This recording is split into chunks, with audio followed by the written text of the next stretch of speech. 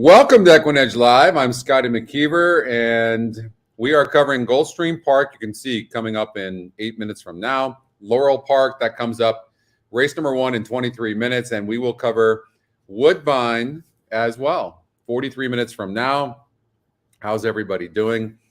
Looking forward to hanging out with you guys. Just got done doing the Hippica show, and that was a lot of fun. If you haven't seen those yet, those are every Friday and Saturday. And they're a lot of fun. We cover it in Spanish, trying to hit that South American market. And soon the site will be in Spanish as well. So if you prefer, and that is your main language, you will be happy if you're an EquinEdge fan. So good to see everybody. And Oldie, thank you for everything, your support. Wonderful handicapper. I'm a little worried because my best bet of the day, Oldie has the best bet. That's not the same horse. So maybe cover those two horses. Gary, Mike, Scotty, what is up? Eric in the house. And Michael, what up? Michael Garcia Van, what's up? Yeah, no, I love sharing my time with you guys. And I really appreciate you sharing your time as well. You guys are, we just have the best community at EquinEdge. If you're not part of the VIP Facebook group, you should be. It's really a lot of fun. Hey, Bill, thank you so much. Alan. You want to join that because there are a lot of great people and a lot of people giving their picks and things like that and sharing tickets and there's a lot to learn. I cannot stress enough the coaching classes on Thursday at 12:15 Eastern time every Thursday. The last one for the first time was filled to capacity. So all you have to do is go to EquinEdge.com. You'll see free coaching class up there. And what we do, it's the same format as this, but it's really cool because there's only max 15 people. Usually some people bail and people can stop, ask questions and things like that. So, and we learn, the coaching class I did on Thursday, I was like losing and then all of a sudden, boom, we hit. But I think even in the losses, we learn, right? You learn a lot more from your losses than your wins. Because if you ever notice when you get a good score, you think you got it down and all of a sudden you're going to go on a run and it humbles you real quickly, doesn't it? You know, Kevin Reed in the house. Hey, Kevin, one of the good guys. James, hello to you as well. And listen, this is, I want you to look at this show as a way of understanding that I'm just the host. And I want you to look at it in a way that, like, believe me, you got people like Oldie and people, hey, Andrew, that are saying, hey, Daryl, David in the house, that everyone's giving their picks. And I'm going to give you horses. If I have a weakness, it's betting. Don't forget, pick six is where I got Scotty pick six, right? I used to play pick sixes all the time, and I hit big. And I had to put my ticket in, and then I was done. And then when they took the $2 pick six away from me, it really changed the game for me. It really did. And so now I got to sit there and I got to try to bet along with my handicapping. I could always handicap, but it's really, really important. The reason I created EquinEdge, hold on, let me plug in my computer because it says my battery's dead. Hold on.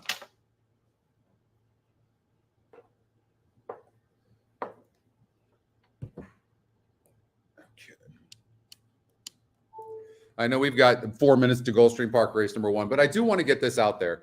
The reason I created EquinEdge, guys, is because when I would play those pick sixes, I would handicap for 8 to 12 hours. It took away my family time, my friends. It was miserable. Sometimes I would open up that form and I would go, and nothing against the form, but I would open it up and I was tired already even before I started. And I'm going, I'm playing, so I'm stuck. I've got to look at all this information and process all these statistics. And I was tired. My eyes were bugging out. My eyes hurt. And I'm just like, there's got to be a better way. So if you're starting with statistics, you have to understand that we have metrics. These algorithms are studying those statistics and creating these metrics. You got breeding metrics, you got class metrics, long shot metrics, win percentage metrics, right? This is the EquinEdge morning line. These are really important. So what you have to do now is you still have to handicap because it's still subjective. But what you do is you take that information now and take the time. And I'm going to take it backward. Take the time to learn to bet and place your tickets. How many times have you guys handicapped your ass off and you had all the horses or most of the horses and you still lost money? Right? And you still lost money. And that's the point of this. Like, so really try to, and I'm not the best, believe me, I'm human too, but try to trust more in the metrics and then figure out and go, I know, hey, that's not perfect, but I don't think I've ever seen the metrics cold. I don't think I've ever seen one of these metrics cold ever. I'm not saying they're hot all the time, but they're never cold. But try, if you can find the discipline to focus more and say, I'm going to trust the numbers. I know they're not going to win every time, but I'm going to win my fair share. And so I'm going to learn how to bet better and put my money management better. And I'm going to learn to put my ticket structure together. Okay. That's my preaching for the day. I'm done. Let's handicap. And all right, let's do this. Hey, Deb Martin. One of my favorite humans right there, Deb Martin.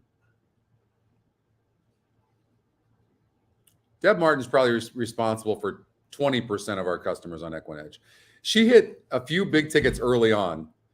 And I never forget the first time we had the price plays, which is the money bags that you see.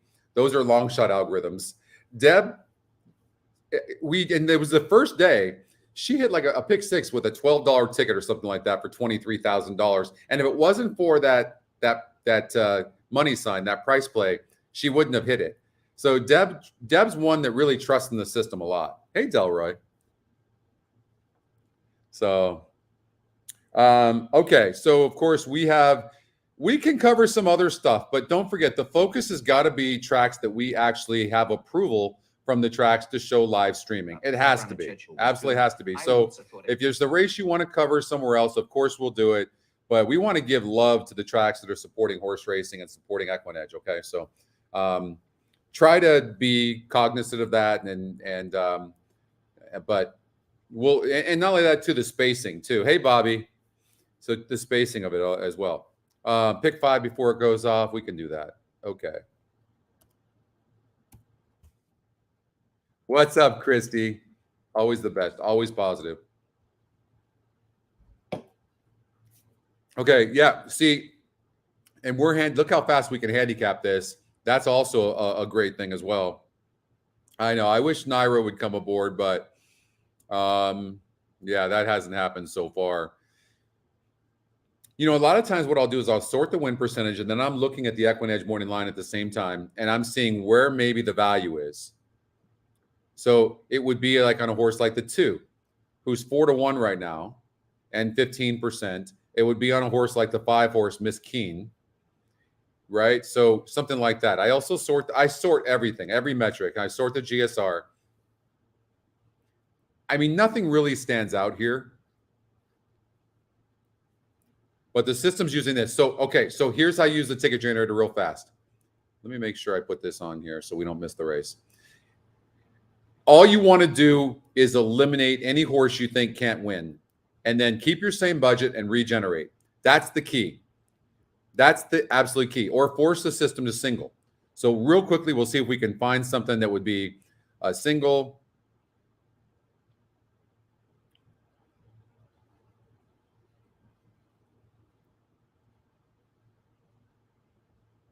What's up, Catherine?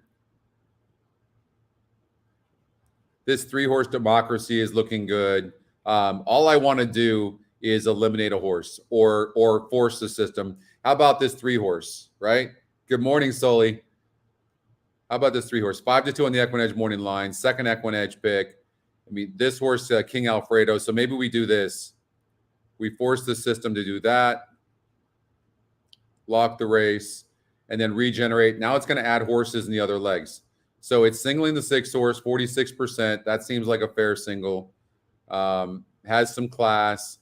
Unlock the court. The problem is you've got a big advantage here with this 5 horse in the pace. So maybe we'll do this, regenerate, and yeah. How about something like that?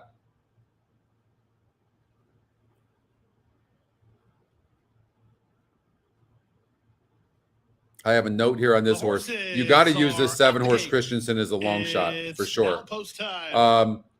Lining up and moving in for race number 1, the first of 11 on a sunny Saturday here in Hallandale Beach. Be the One is 7-5 and the public pick under jockey. This looks like a good enough ticket.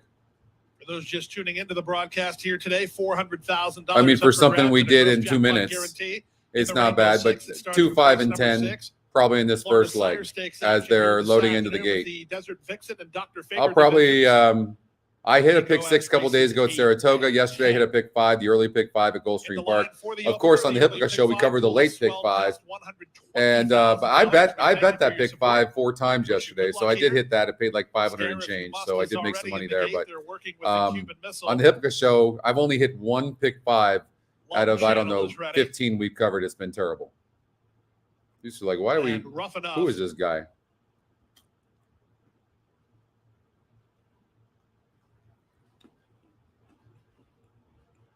Flat out cool, waiting patiently. Presencia.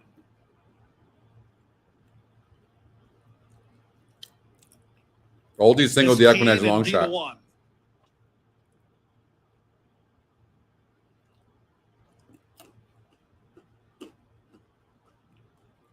Waiting for Rotted. Katniss. Oldie knows how to read the metrics as good as anybody. I'll tell you that. All right, 2, 5, and 10.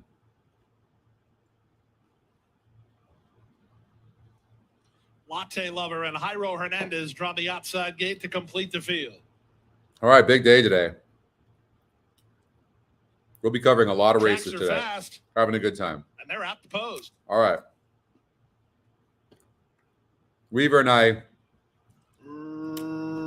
racing at Gulfstream. We very slow. Dave thought I said yesterday's show, so we had a misunderstanding. He's going to come on next week. Reaches out for early control. Moonlight Tango. He's covering the Hamiltonian today in New Jersey. Between them, Flat Out Cool is an early third.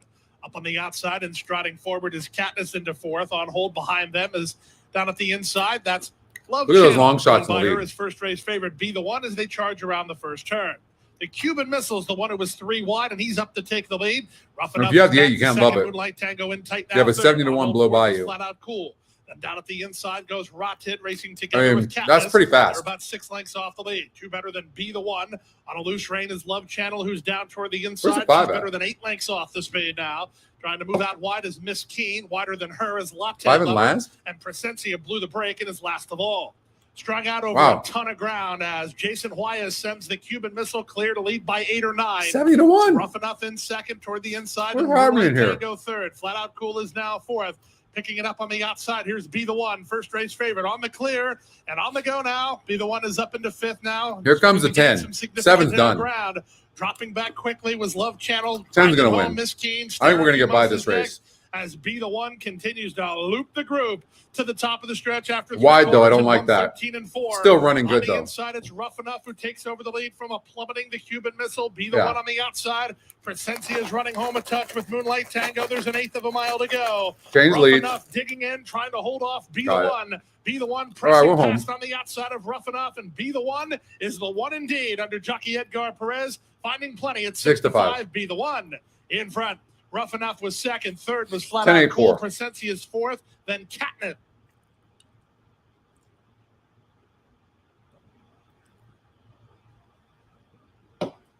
What up, Tim Yoler? Miss you, bro. I have been so good, doing fantastic. Miss you. Hope you and Christy are doing great. 2 of the best handicappers, Tim and Christy. Yeah, me too, Brent. I talked to Dave. He apologized. It was my fault. I told him yesterday. And so obviously he couldn't do it. Yeah, perfect setup for that 10 oldie. Absolutely. In Maine, yeah, I've been to Maine 1 time. It's so beautiful. California. I'm not in California. I'm actually in Las Vegas right now. I was in California last week or early in the week. I don't know. I can't keep track. I've been to Spain, back to Florida, then to California, then back to Florida, and now in Las Vegas. I know. Yep. So I'm in the room right now.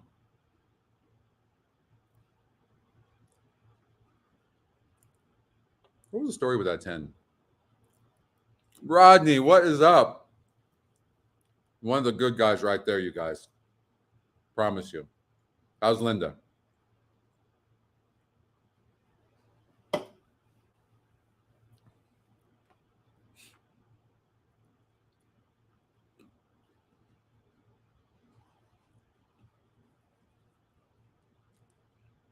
Be the one.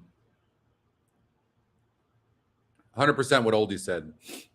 Oldie can handicap his ass off. Let me tell you. This horse just got the setup. This horse has no speed whatsoever. Hey, Steven. Be very hard. Yeah, Gary, you're always such a gentleman too. Yeah. This is the best part. This community. I think we have like 1,500 or 2,000 Facebook VIP people in there now. It's crazy. I know many of you are going to play Saratoga, so let me look at it real quickly.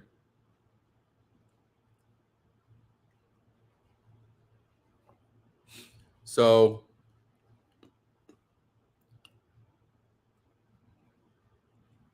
there's a high likelihood that they're waiting to get this horse to go long.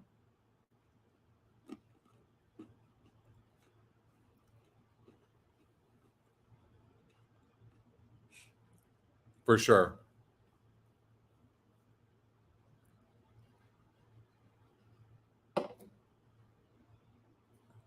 What's up, Vito?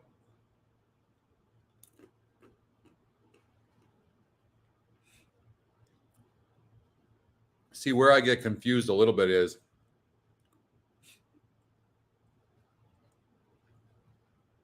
like the 6. Very rarely you're going to see a 36 GSR win.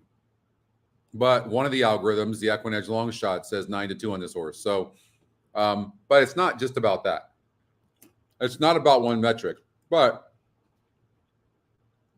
you got a top GSR in the 2. Toga's 2 and 5, Kevin says.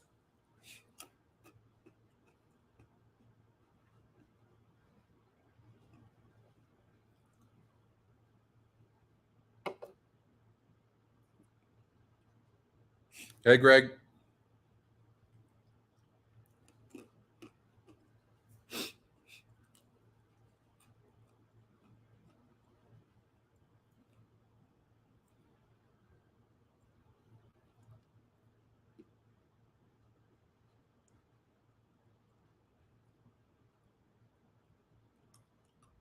Andrew in the house.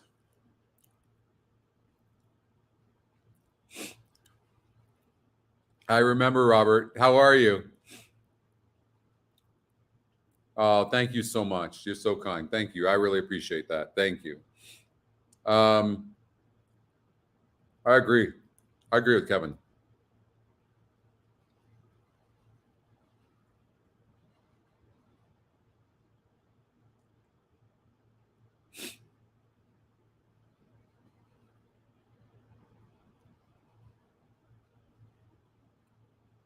I do think this horse will run good. I think the EquinEdge long shot has this wrong. Or the, I'm sorry, the EquinEdge morning line.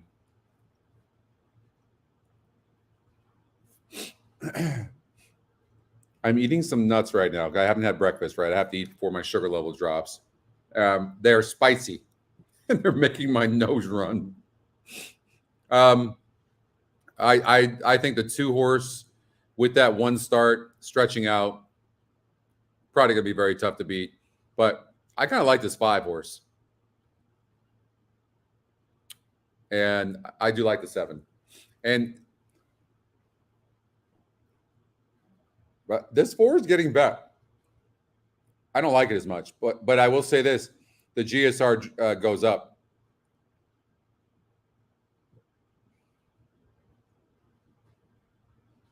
All right. We got to get to Laurel.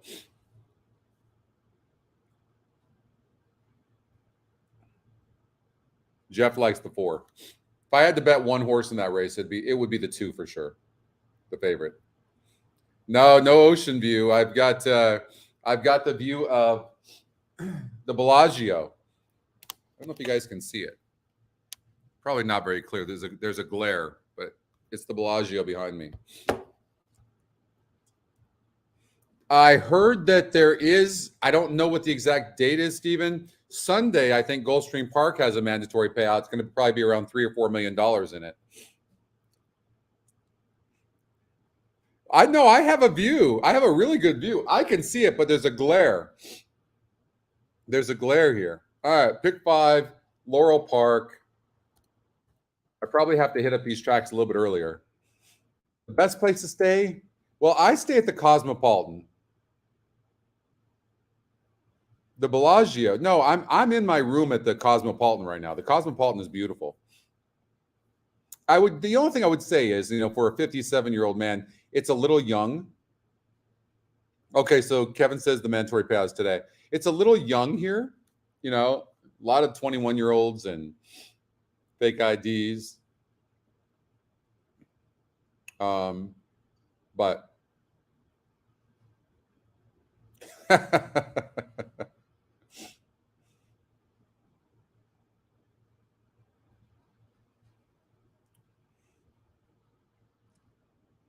all right, so Catherine is pointing towards that 4.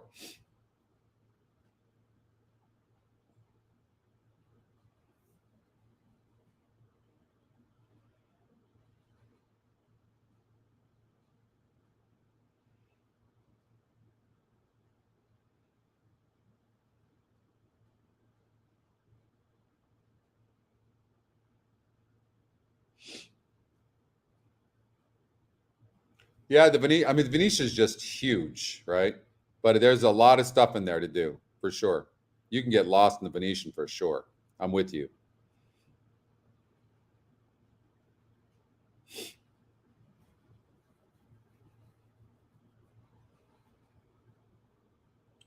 Oh, yeah, it's beautiful.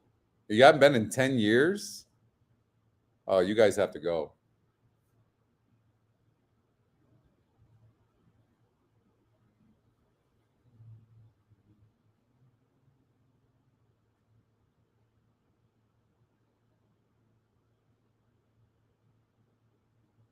All right, so again, sometimes you can start looking and it gets overwhelming.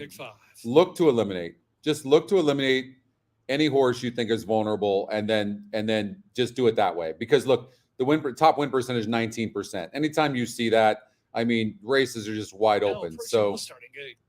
So who can we eliminate? 2, 3, 5, 7. Is there a single? You see 8 to 5 here, but you only see 15%. I don't care. This cannot be a single. I don't think you're gonna beat these horses more often than not. This horse can win by 10. I don't care.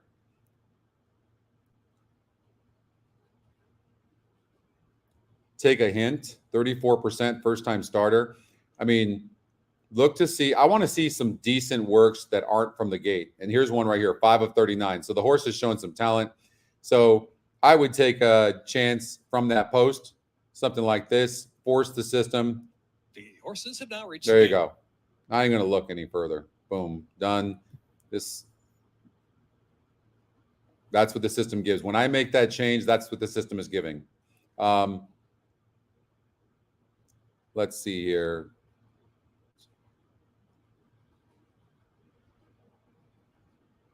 There's value here on this 5-horse fast breaking cash. EquinEdge's second pick, 7-2 morning line, 11%. But it has 0 wins and 12 tries at the surface and distance. But the system has already calculated that. Soaring Bird from the rail.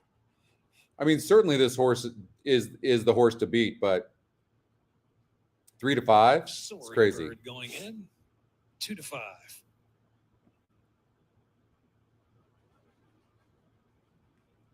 This is not the worst ticket in the world. And all we did was we forced one thing. We forced the system to single this, take a hint. So if I'm right about that change, I have a good chance. All right, so we're doing 1 through 6 in this first leg. Fast breaking cash. So we're leaving out the 7. A couple of price plays in here as well, and hot trainer and hot jockey on both the 3 and 5 respectively. All right, let's see what happens here. All right, let's start this off.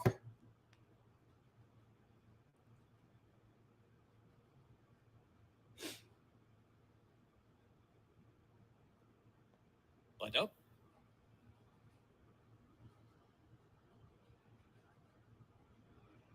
And they're off. Fast breaking cash, Jimmy the Kid, and no more around on the outside, all showing early foot. Between horses, Soaring Bird trying to punch through onto fourth position.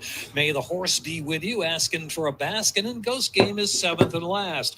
Fast breaking cash leads the way by a couple of lengths from May the Horse Be With You. Fast breaking cash out there, 3 deep. Soaring Bird.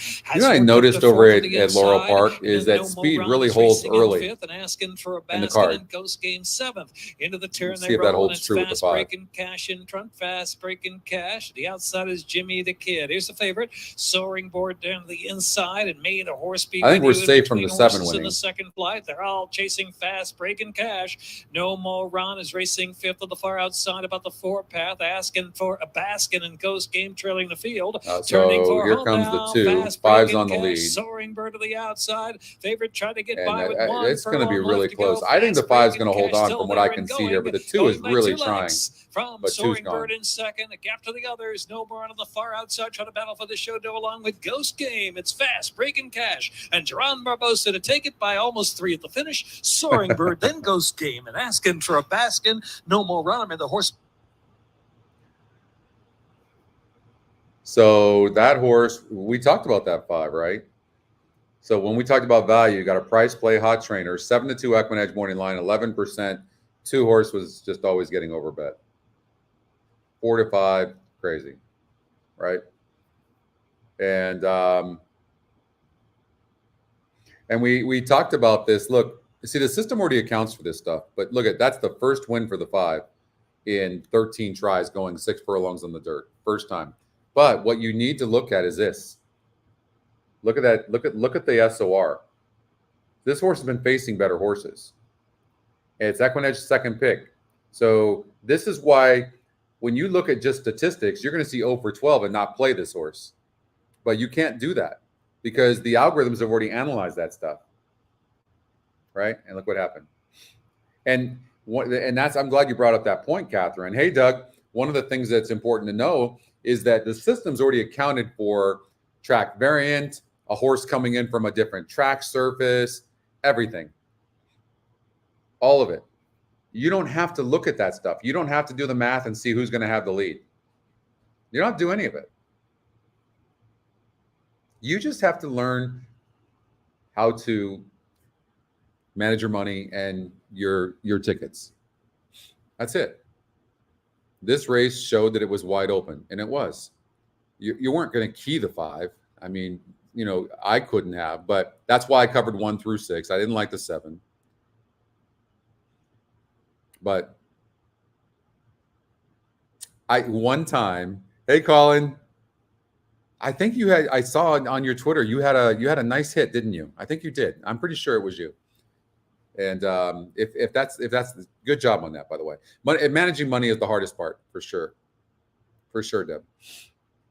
But just learn how to use the metrics and then put your tickets together. So let's look at this together as an example. So we can clearly see the GSR 70 on the 5. Okay, that's just one metric. Now the top GSR wins 25% of the time. $3,300. Yeah, I thought that was you. Way to go. And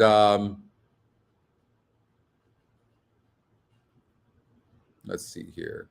Okay, so the pace. The one horse, and I believe Oldie singled this horse, I believe.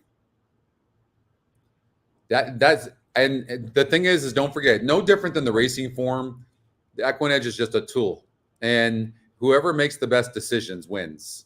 That's it. And you made good decisions. So I really appreciate that, but honestly, it's a subjective tool. EquinEdge's job is just to give you the metrics and make them as accurate as possible. That's it. Yeah. So yeah, Oldie does like the one horse, Old Time Revival.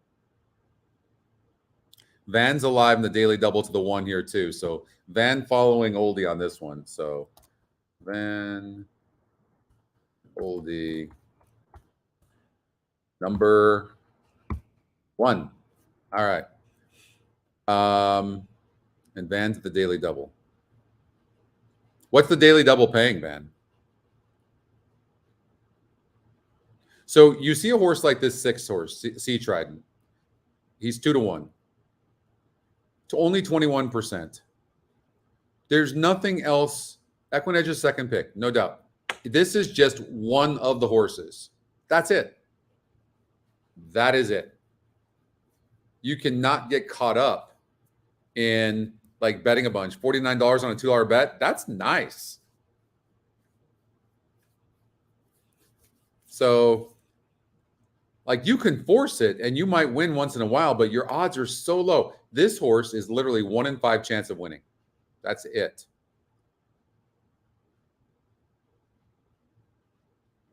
This is an interesting horse to me. Sweezy takes over. Did he claim this horse? You can go to changes and you can see. So yes, he claimed this horse for 12.5 last time out off of that 5 3/4 inch length win. Now the horse comes back at 7 furlongs. It looks like it's a little bit tougher race than was the last. Interesting, he throws Rios on this horse. He might love this horse. You cannot get caught up too much in one metric at all. You cannot. He's never used Rios. Reyes and Pita. So Oldie's pick. For sure the pace. The issue that I have with the 1 is the 5 horses on the outside and the 5 needs the lead. And Zayas is going to be aggressive, I would imagine. So there looks like there could be a fast pace. And you got the 1 horse jockey trainer combination only 9%. Okay, but that being said, that shouldn't matter. But you can't help it, right? But it shouldn't because the system has already accounted for it. 18% EquinEdge long shot, so it's already accounted for it. So what ended up happening over at Saratoga in that first race? Did the 4 win the race?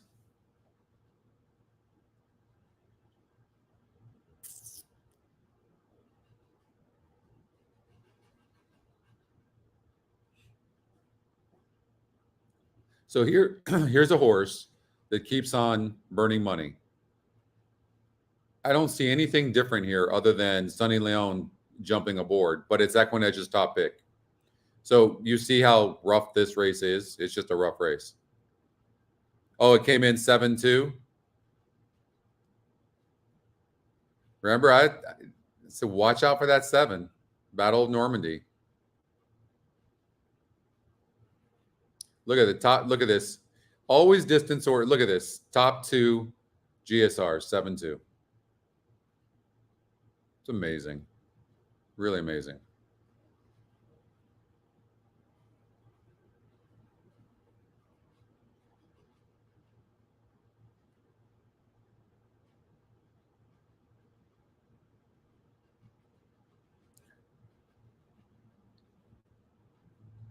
So they're coming onto the track. We've got 9 minutes before the first race over at Woodbine. So we'll check that out as well.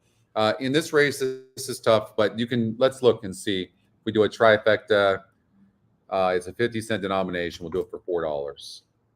I make my decisions on what I'm going to cover on the ticket generator based on how many horses are in the race and what the denomination is, of course. So democracy.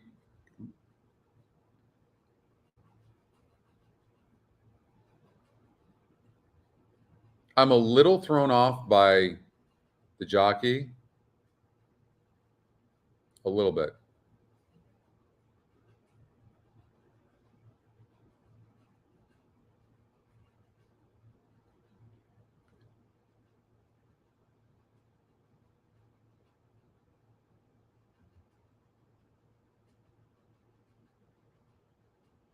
The 1 doesn't have that big of a pace advantage. Well, yeah, 19 points. No, it does. I'm going to guess this horse always has a pace advantage, but this horse has been off since June. Let's see if we can look at its last race and see if it had a big pace advantage. Let's see. So it did. Look, it had a 94. And the 3 horse ended up getting the lead.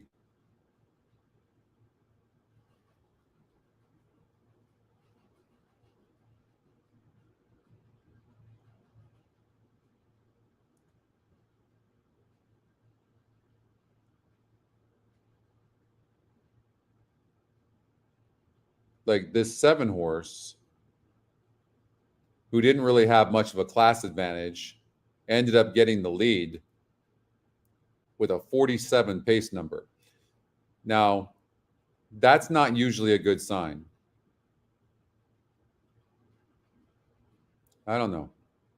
I don't love the 1. I just don't love the 1. Oh, we got you, Jeff. Let's look at this 5 a little bit closer. So this is a type of horse that needs a lead. So I don't like this horse either. Watch this. I'm going to tell you that it's going to be the 2, 3, or 6 going to win this race. And the 6 horse Sea Trident, the EquinEdge second pick, is going to be sitting in a perfect trip behind both the 1 and the 5. Okay. And look at this horse is rated no problem. It had the rail last time out and dueled. So you can completely forgive this. I've said all along, I think Miguel Vasquez is going to have a huge day today. Watch him closely. And this horse can race. Gets off the rail. When gate to wire prior to that against arguably a better field at this same distance, clearly like 7 furlongs. I think the 6 horse Sea Trident is going to sit a good trip. And then the 2 or 3 are going to come from behind. 6 can be 3 or 4 lengths back. It doesn't matter. 6 looks tough in here. I don't think we can use the win percentages in here because it's pretty wide open. And you have a horse like this, no doubt about it, has been running good, but this is the toughest field this horse has faced.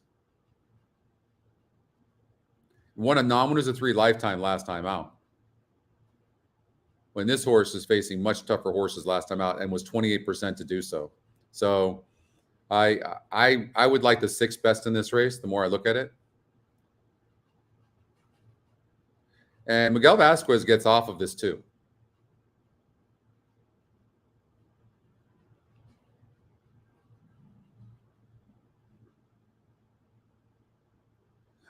What I think, and the 2 is going to get a good trip, I think.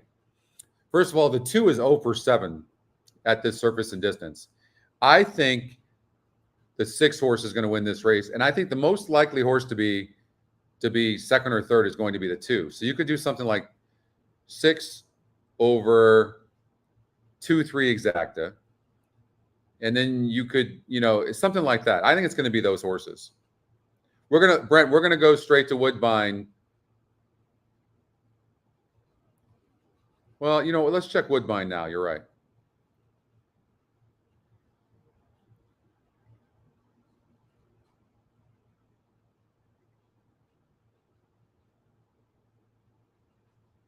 The 1 horse is getting bet.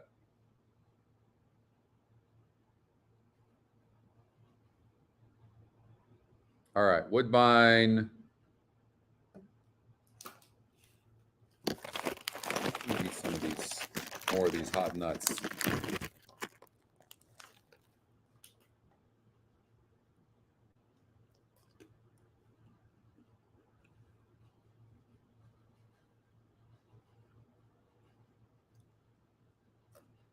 I mean, 3 times in a row with a 20% jockey, the last 2, cannot win the race. Now you got a 9% jockey. This horse is even money.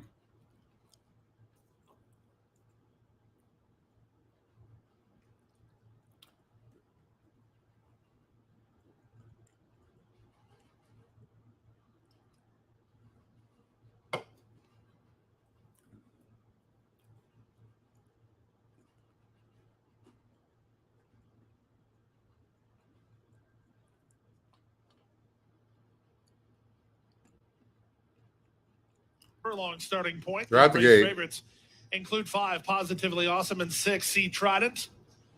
Both Oldie Van, I'm rooting for you guys. In the early stages I don't like the 1 personally. Democracy on the barn change. But of course I'm rooting for you. Little Red Feather Racing Stable.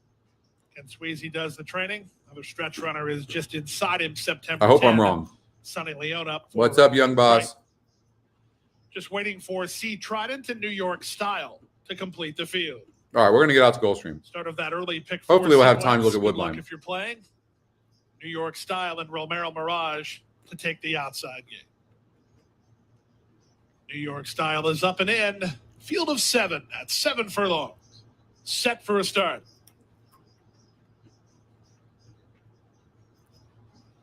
And they're off. Not an especially good getaway for Democracy. Was a sharp getaway for both Positively Awesome and C. Trident, and they're both headed off for the early lead. Old Time Revival has something to say about that. The speed on. It's a perfect spot early for September 10. He's 4th behind the embattled trio, 3 better than Democracy, who now rushes forward to claim 5th. Out the back are New York Style and long shot Ed's Dog. They make their way to the half-mile point. The opening quarter was whistled 22-1. It's Old Time Revival and Positively Awesome. They continue to spar. I mean, that 6 is so damn loaded, it's not funny. Now he's 3 wide on the outside. Sonny Leone has had the best seat in the that house. That post position is huge. From 4th. He's only 2.5 lengths behind and has no excuse from there. A gap of another 4 to Democracy, who is well clear of New York Style and Ed's Dog as they round the floor turn. 45 seconds for a half mile. C. Trident makes his bid for the lead. Positively Awesome softened up. September 10 now has to go to work. He's now 3rd and gaining ground. Trying to run home from the back is Democracy, and there's a 1/4 mile left to go. C. Trident comes away with the lead off that stalking trip. September 10 will angle to his inside, but he's not punched forward yet. Back to 3rd and running home is Democracy. There's less than 1/8 mile to go, and C. Trident has a kick. September 10, even with that great early trip, he's struggling to make any significant headway. C. Trident driven out. C. Trident in front. September 10, 2nd. New York Style from a mile back is up 3rd. Man, 7 came from the clouds. 5-2 on the 6.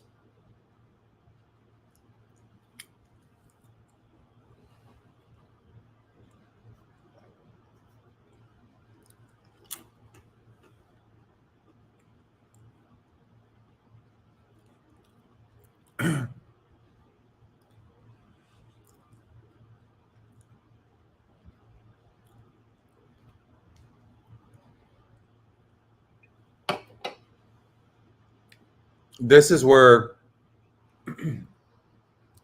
the pace number is really huge. It really helps a lot because you can kind of visualize the way the pace is going to play out, and you can't do that unless you have an accurate pace number. And our pace number is so sick. This is saying a lot because our GSR is money, but that pace number is ridiculous.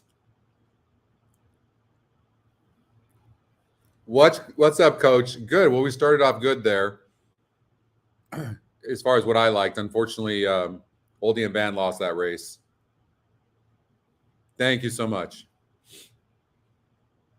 But they're going to bounce back. But yeah, you can kind of see the 5 needed the lead, got the lead. One broke slow. I don't think it would have mattered. I think the 6. You got to play that post position and that pace. It was tactical, sat a couple of lengths back, broke huge on top, and just won pretty easily. And the 2 had a good trip and came on. This race looks kind of tough. Like you can always eliminate a horse like this. 3%, 34 SOR, right? Probably eliminate the 1.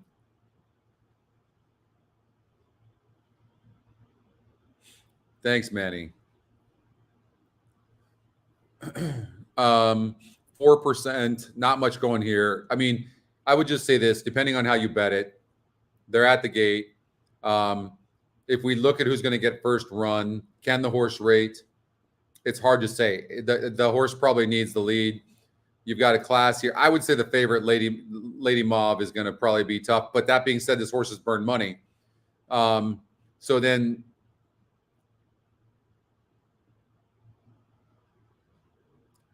I honestly think I would probably take a little bit of a risk and a chance with a horse like the 6 horse, Poolside Manners. But again, that's just last second. We'll see what happens. It was Body of Law. Mumblebee and Lady Maeve best into stride. And coming through is in the center Midnight Meadow. And up on the inside is Mama Carey to push for the early lead. Poolside Manners, ridden from off the pace, going into mid-pack. And next to last is Carla's Honor and Body of Law on the inside at the back early. About 4.5 to 5 lengths covers this field, and going to the front, Mama Carry at a good pace. 3/4 to Mumblebee and 2.5 away. Lady Maeve in third. On the inside, Midnight Meadow. 1.5 to Poolside Manners. Body of Law finding stride nicely on the inside, and 2 to Carla's Honor is last. Out in the lead, Mama Carry, and shows the way at the half mile by a length to Mumblebee. A length away, Midnight Meadow, snug on the inside. Lady Maeve the outer.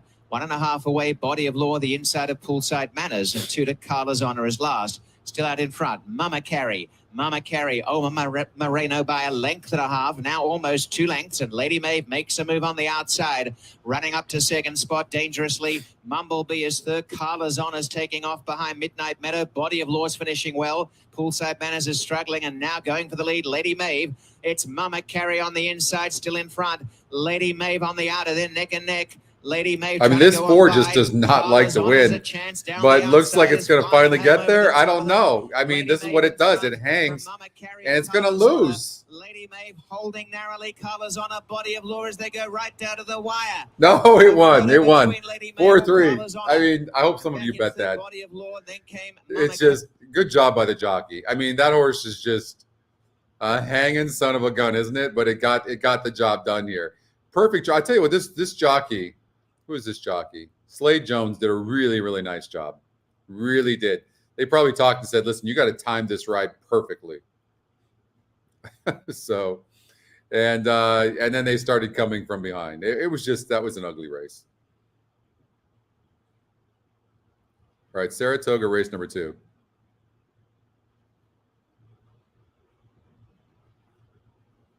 Give me 1 second. I'll be right back.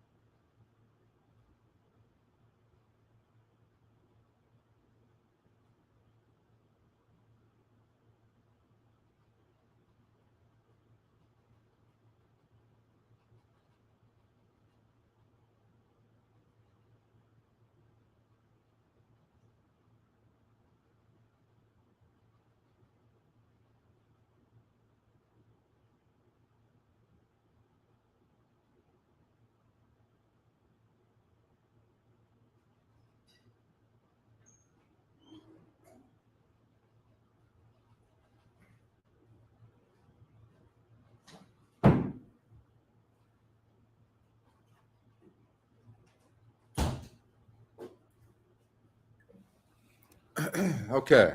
Hey, Greg. All right, we got Laurel coming up in 6 minutes. So I know that the 3-horse is fast, but it's only 1%, 30 to 1 EquinEdge morning line, and only a 43 SOR. 1 third place finish in 4 tries against a 43 group. So you can confidently eliminate that horse. So now you're visualizing who's going to get first run and who has some class. Well, you look at that and you see the 8, who's EquinEdge's top pick, 5 to 2 EquinEdge morning line, hot jockey, has good class, has a good GSR, certainly deserves to look. Then you look at the 4-horse. She caught my eye. And this horse is a price play, 30%, getting bet some, has some class, and a second-time starter, been off since December. and in for a tag. And Bill Mott. You don't see Bill Mott with stuff like this, horses like this very often. There are some signs that this horse might be able to run, because if you look at this June 3rd work, 6 of 46, okay? 10 of 31, 6 of 50. This horse can probably run some.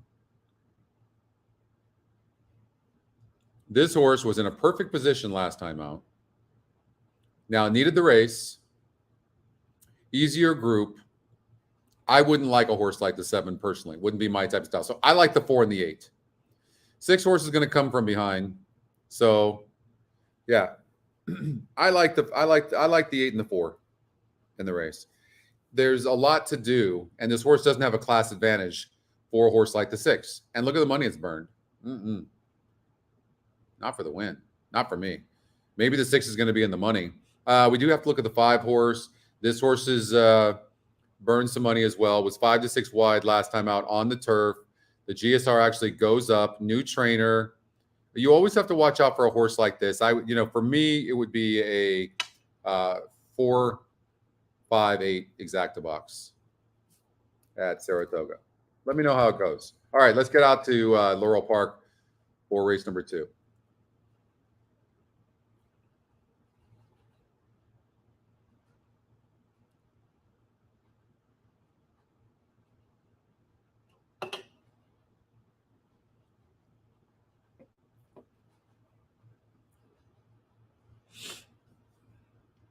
%, top win percentage.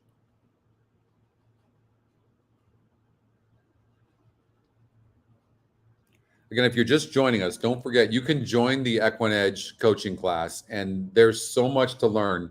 If you go to EquinEdge.com, right here you'll see free coaching class, and then you just click on here, and it shows that there's 6 spots left, or you can go to the 18th, 13 spots left. Okay. 2 minutes. So it's so easy to do, and you just click on it, and boom, you're in. All right, and you'll learn so much from those classes.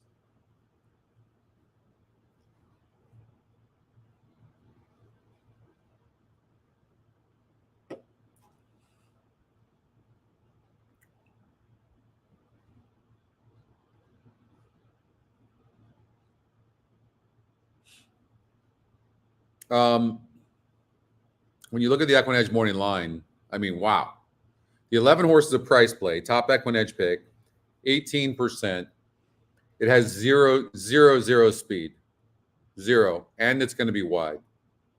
It's not my type of horse, but this is an absolute grab bag, and I would look for a horse that's got meeting some of the metrics, that has some, a little bit more speed, like a horse like this 7. Now, I don't know why the EquinEdge morning line doesn't like this horse, but Lacey Gaudette's a good trainer. And I think I would like a horse like this 7 horse. In fact, I would. Good GSR, tactical.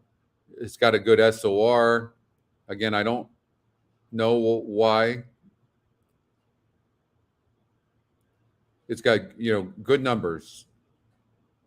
I don't know why the EE morning line doesn't like it.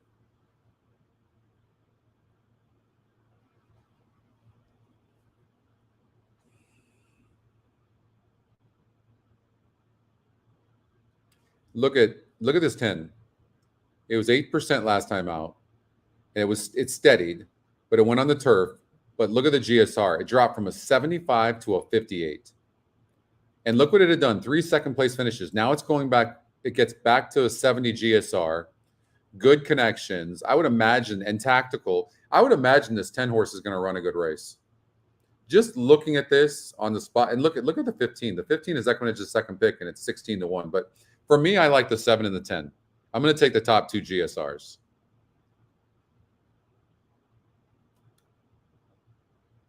Now approaching the starting gate.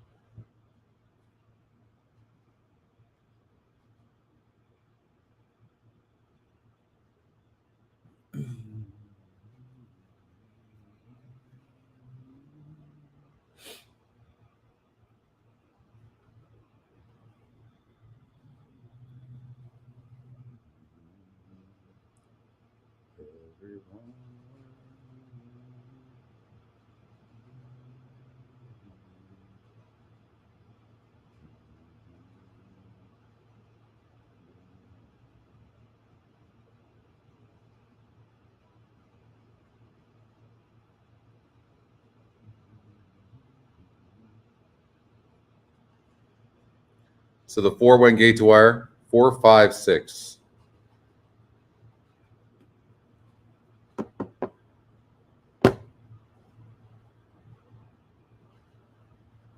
The horses have now reached the starting gate. I liked 4, 5, 8. All right.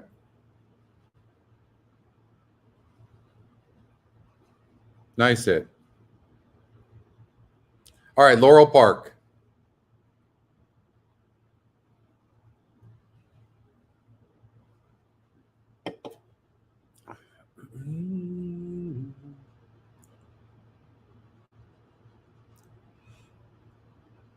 Again, I like the 7 and 10 some, and they're both prices. I mean, you could put a win bet on each one of them and still make money if one of them wins. But I mean, this is an absolute grab bag. It really is. And it heels in. Buffo Kid. I will say this: the EquinEdge long shot certainly getting bet, isn't it? Wonder Water. All right, let's see what happens. 8 furlongs here, 1 turn mile. Twice Gold.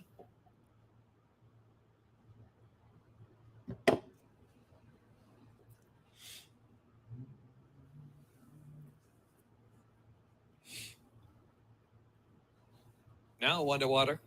Forest Voice up.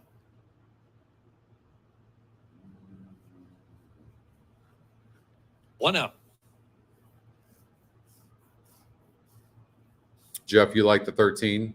Yeah, I mean, it's not going to go gate to wire.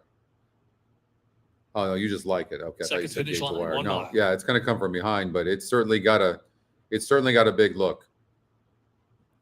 7 stumbled. And they're off.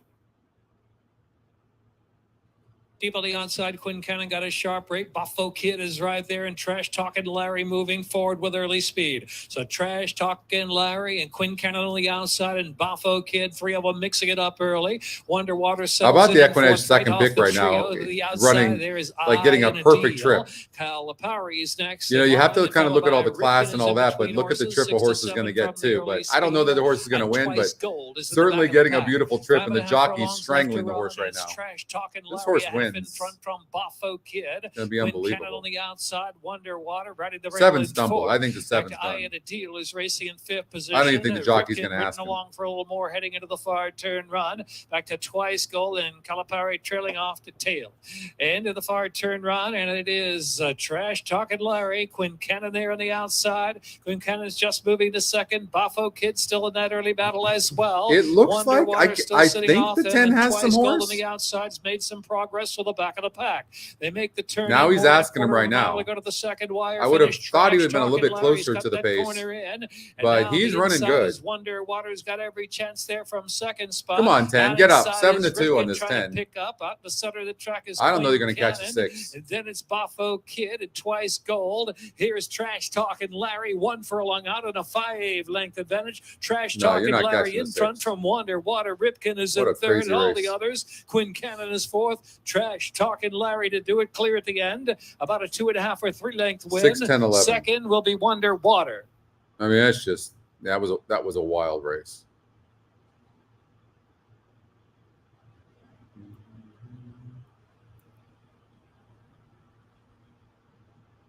So the 6 trashed 19%. That was actually the top win percentage. I mean, by a point, but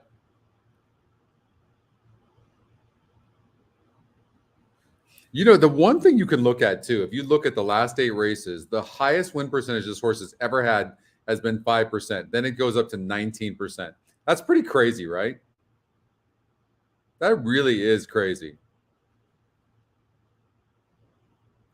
You know, the other thing I do, I will eliminate horses almost every time when they're like 25, 30%, 40% last time out, and then they're like 3% or 5%. I mean, I every time eliminate those types of horses. There's a lot of ways you can eliminate horses. What did we talk about, right, Alan? What did we say in the first race at Laurel? Like, speed early on at Laurel just seems to always hold on the dirt. Always. Always hold. Ah. All right. Let's look at this pick 5 over at Woobine. Is it, what's the denomination over there? Because the staging site might have it wrong.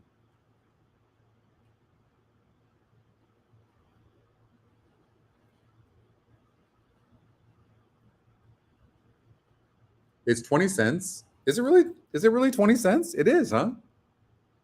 I don't know. I remember that. I don't know.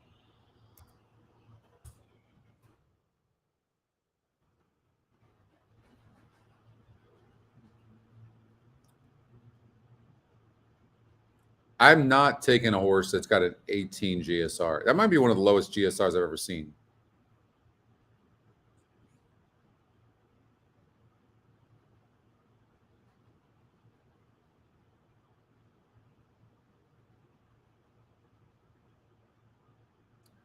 Look at that. That's the EquinEdge long shot as well.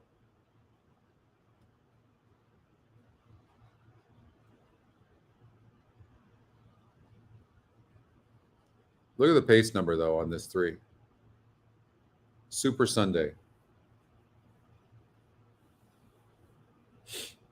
Broke into the start. Game in the stretch.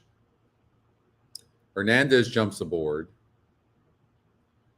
Jockey trainer combination is nada.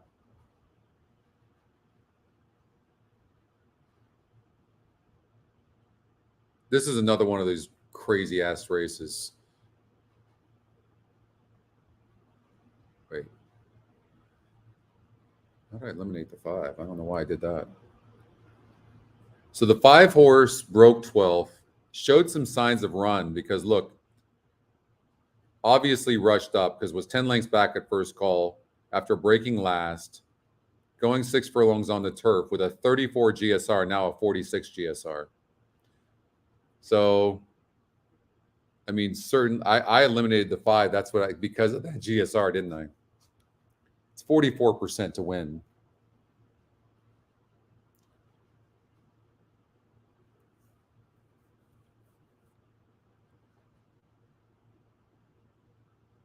Nine minutes. Okay. Remember, I said what I was going to do, and I have to stick with that, is I'm just going to figure out if there's anybody I can eliminate.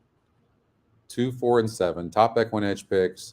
Top pace is this one. But the 2 horse has a really low GSR as well. Even though it's the fastest horse in the race. I'm going to look to see. I mean, on the turf, and you're the fastest horse in the race,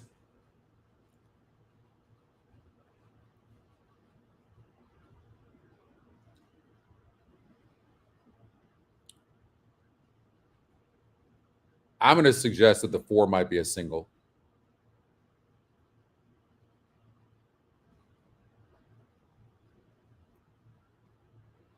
So I'm going to force this system.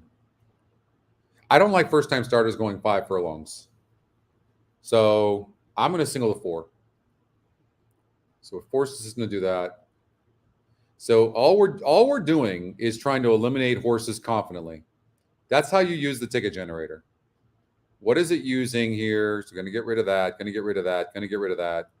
And then sort the GSR, 5%, 49 GSR, but it's the EquinEdge's second pick.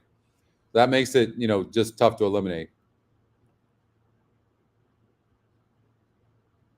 Okay, I can't automatically just eliminate there.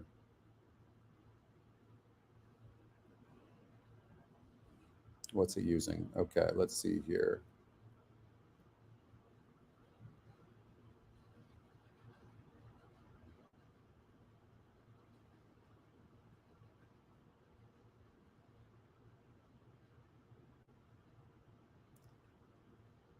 Can't eliminate there. I'm hoping that in this last leg over at Woobine, there's something I can eliminate.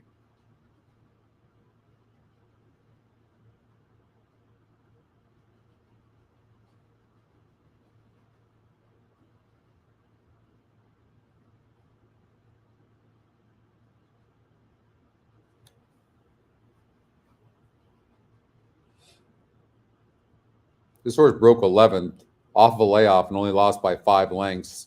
Same connections. You would imagine this horse is going to run better, gets a higher GSR. I'd imagine that 6 is going to be tough. This horse is going to be tough.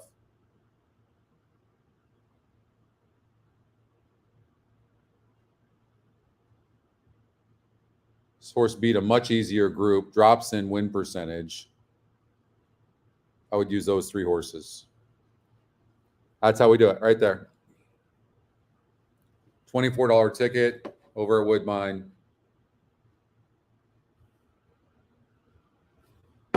Okay, you guys got that?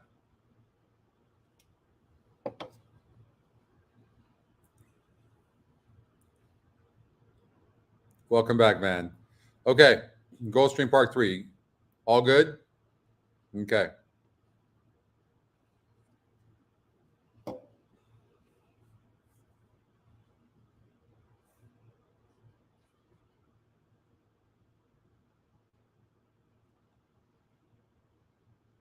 So again, all I'm doing is sorting the metrics. It's very important so you get a clear picture. So if we look at the 3-horse Tinker Tailor, EquinEdge second pick, 23% in a wide open race, at least on win percentage is wide open, but has a low SOR.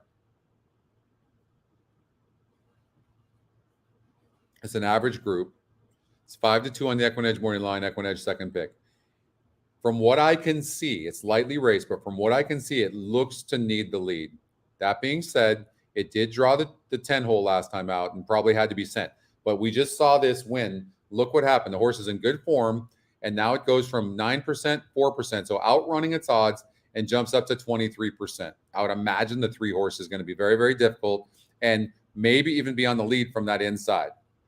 Okay, but then you have a horse like the 5 who steadied last time out, showed some speed, so we don't, and Perez jumps aboard, so you get a better jockey. The weight does go up 7 pounds, but I would imagine this horse is going to run a better race.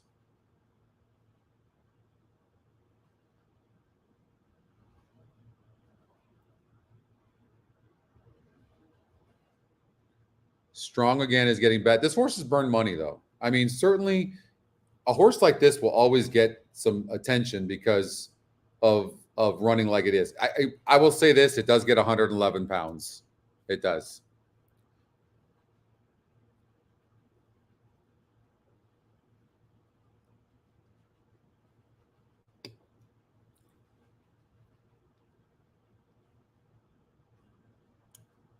What are you saying, Michael? Mute?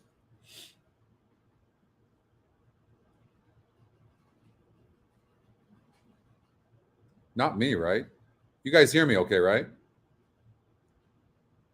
I don't show any kind of mute at all.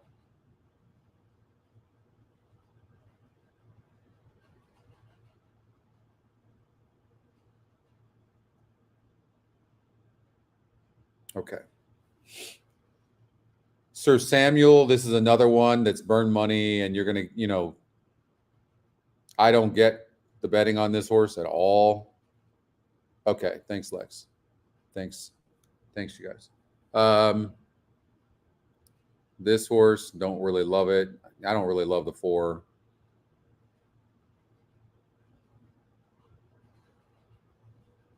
This horse could be a player of the 1.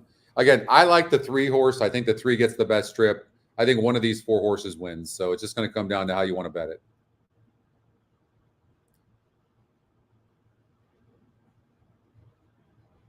I kind of like the pick 5 that we did at Woobine.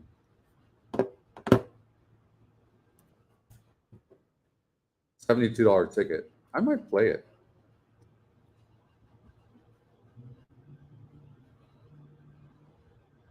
One minute post time and a minute for race 3 on Topeka track.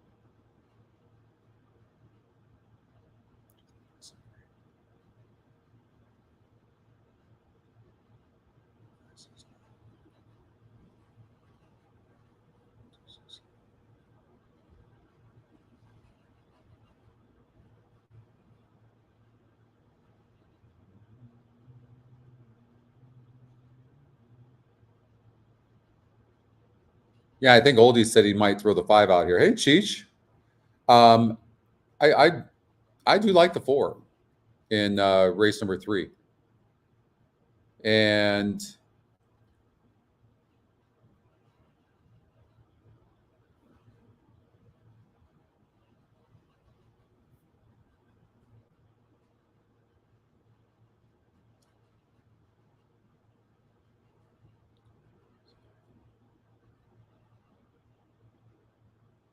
actually, this ticket, that was a small one.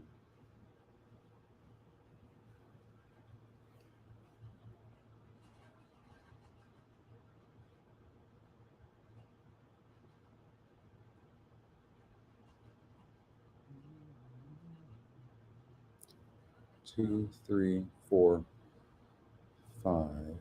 So I'm going to cover the 2 and 3 with 4. Approaching the gate. Last chance to wager. Race 3. 11.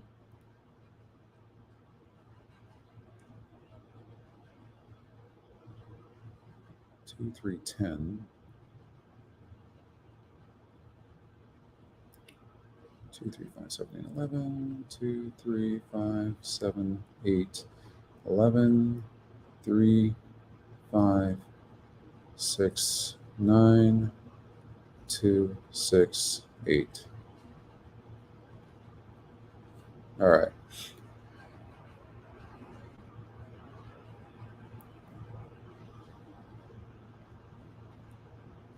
All right, so we got 2 races coming up on top of each other, but they're at the gate over at Gulfstream Park. So we're going to stick with that for now, and then we'll go straight to Woodbine. I like the 3 horse here. Now post time. And I'm surprised you're getting these odds. You could do an exacta box, literally 1, 3, 5, 8. You really could. Loading quickly here. Just a couple more to move up. Waiting for Strong again, Sir Samuel and Super Gremlin. I'm going to do an exacta box 3, 5.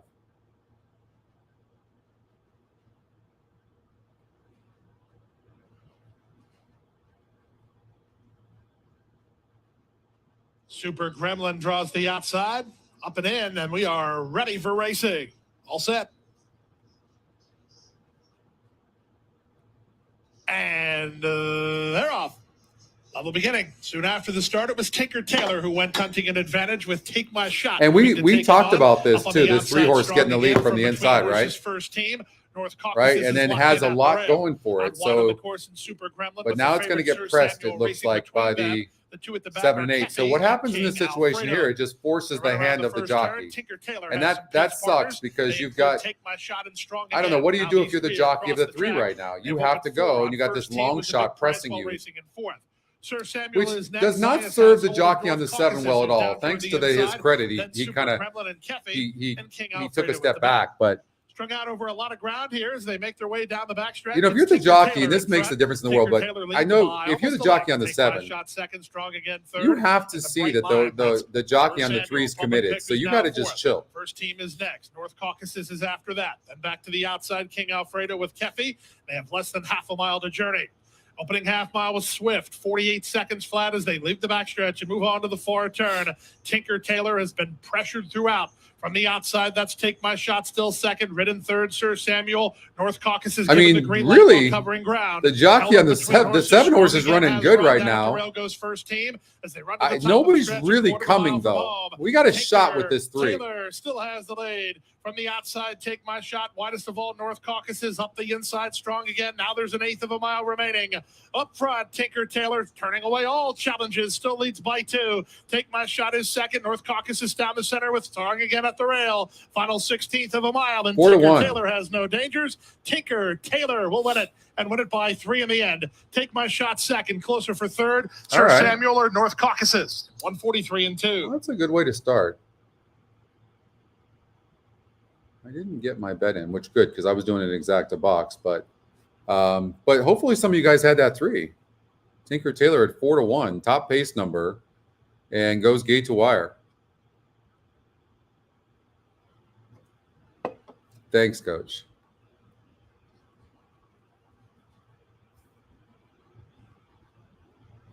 All right.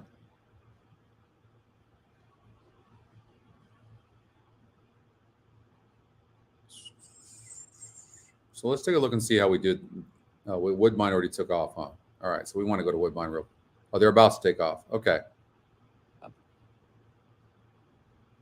So what do we do? And they're off, and a very even start. And going out in front, Alberta Be Mine. Shooting for the lead is Olena. And 45.70 is on the pace behind the top trio, who is Super Sunday. And in the center, Friends for Life, who plunges through to share the lead. And back to third, Olena. A length away, 45.70. Up the inside, 6th anniversary, 10. making good ground. In behind them is Alberta Be Mine. Silent Diva's a fair way out of it. And about a length and a half away is Super Sinclair from Blonde 3 or 4 Dynamo. to win. And all alone in the back. 4 is loaded. Showing the way, Super Sunday, Friends for Life. They're well out in front. 3 lengths, Olena, 6th anniversary, 45.70, starting to muster momentum. 4 lengths away, Alberta Be Mine. Under that pressure is Silent Diva. And then Super Sinclair, Here the comes leader, the Super 5. Sunday, Friends for Life coming now is in the center. Olena and 45.70 around the outside. 6th 3 looks, or right 4 there looks on to be the rail, struggling. The 3 still has horse, but the 5 is going to win this race going away. Really well. And out wide is Super Sinclair. Silent Diva's a chance to run them down with 45.70 as the leaders. Friends for Life. The 5 started lugging in. Come on, 4. 6th anniversary. All the way, 4. Nice. Oh, Friends for Life's got plenty up the sleeve, and Friends for Life, a good winner of the second. Friends for Life, 2.5 to 45.70. 4-5-1 Silent Diva, 4-5-1 2. Hey, that's awesome. That is really, really good. Let's take a look at that. Look at that.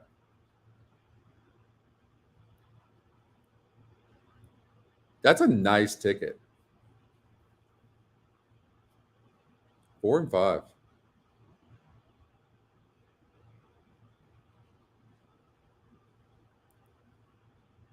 Who do you need, Gary, over at Gulfstream?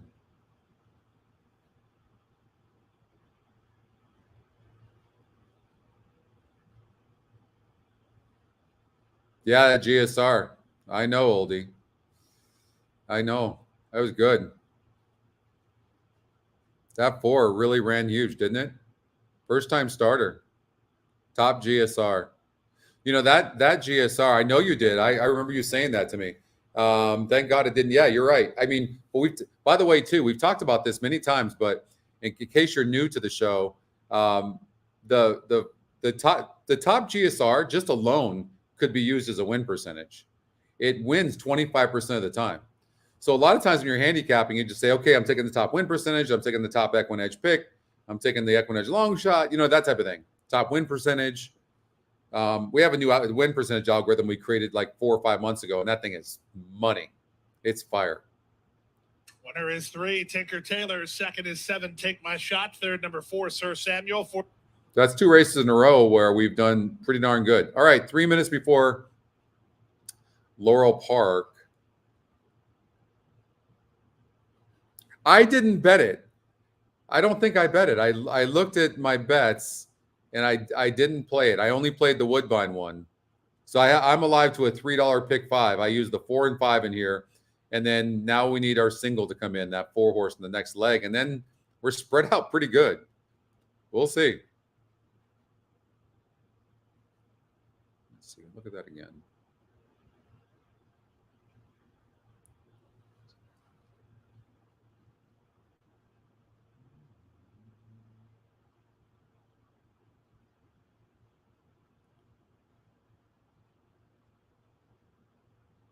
So the only horse I'm missing on this ticket is the 11 in the race after next, the 4th race that I would have had on that ticket.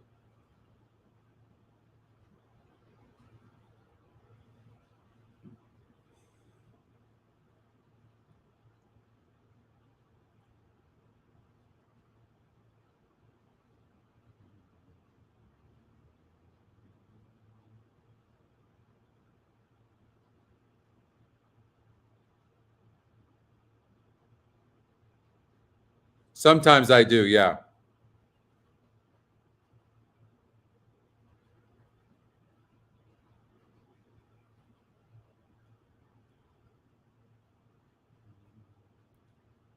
All right, Laurel race number 3.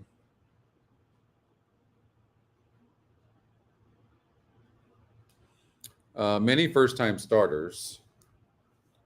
All but 2 are first-time starters.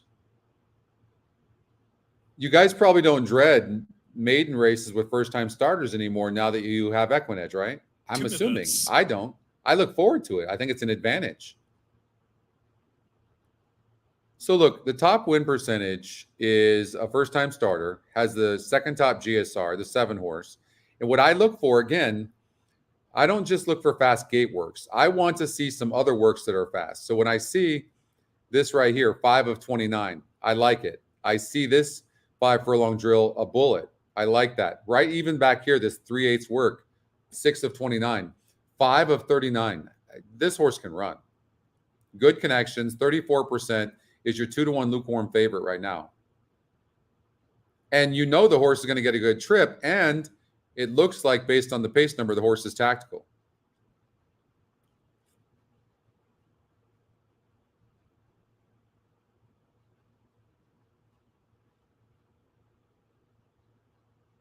How many times have we seen horses like this that run good? Look at the win percentage drops. So, and is on the inside. I would imagine that one of these first-time starters is going to beat this 3. This horse just stopped. I don't see any reason to play this horse at all. It's fast, but so I would go like this, and then I would do something like, okay, trifecta, $3. Let's see what it gives. It's gonna single to 7. Well, I single to 7. So maybe do like an exacta 7 with 2-5.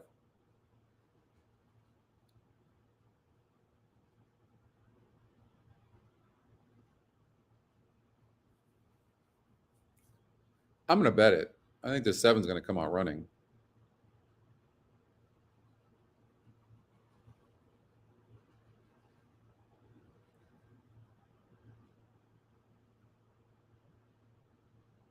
And I'm going to do an exacta 7 with 2-5.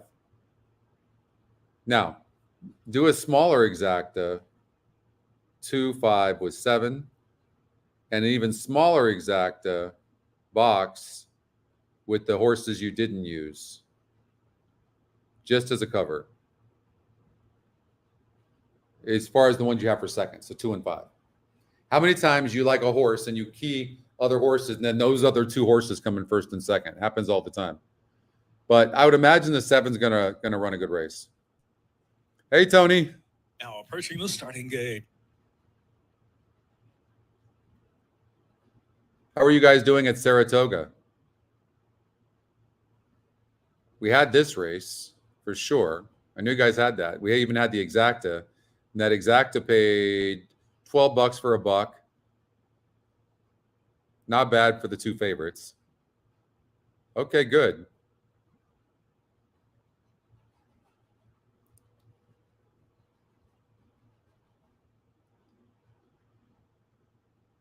The horses now at the gate.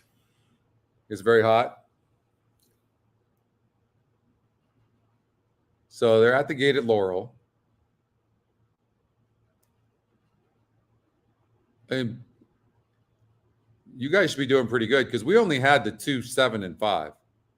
We like the 4 a little bit, but you guys should be doing well. Remember, I said that I really liked the 7, but I didn't understand why the EquinEdge morning line was so high, and had the top GSR as well, along with the 2. They came in first and second. And I bet you it's exact to pay $12.60. It's not terrible. All right, let's see if we can get the 7-horse home over at Laurel Park. I like the post. Judy's Army. I would imagine if this horse breaks good out of the gate, and many first-time starters don't break good, I would imagine this horse could do good. I do worry a little bit about the speed. The 3's fast, but there seems to be, the 7 shouldn't be too far back, because pace in the first 2 races has been holding. But what I do notice at Laurel, it just seems like after the first couple of races, it's a very fair track. But I think that's something to note. It's something that, to me, is very obvious, that in the beginning early races, pace holds. So you want to watch for that carefully. And the 7 goes into the gate very, very professionally. I like the way that is. I like the way that horse looks. So let's see if we can get the 7. Jack.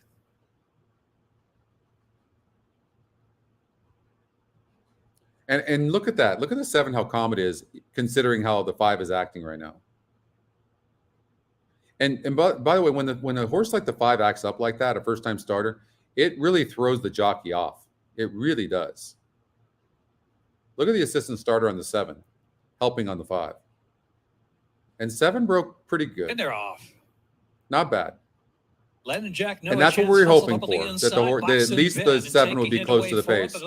And now we can get the 2 and the 8 to duel a little bit. Judy's Army and that would be good. Right of the 2 in the back, and Noah Chance has made the lead from the inside on Landon Jack there to the outside. Noah Chance the neck in front from Landon Jack in second.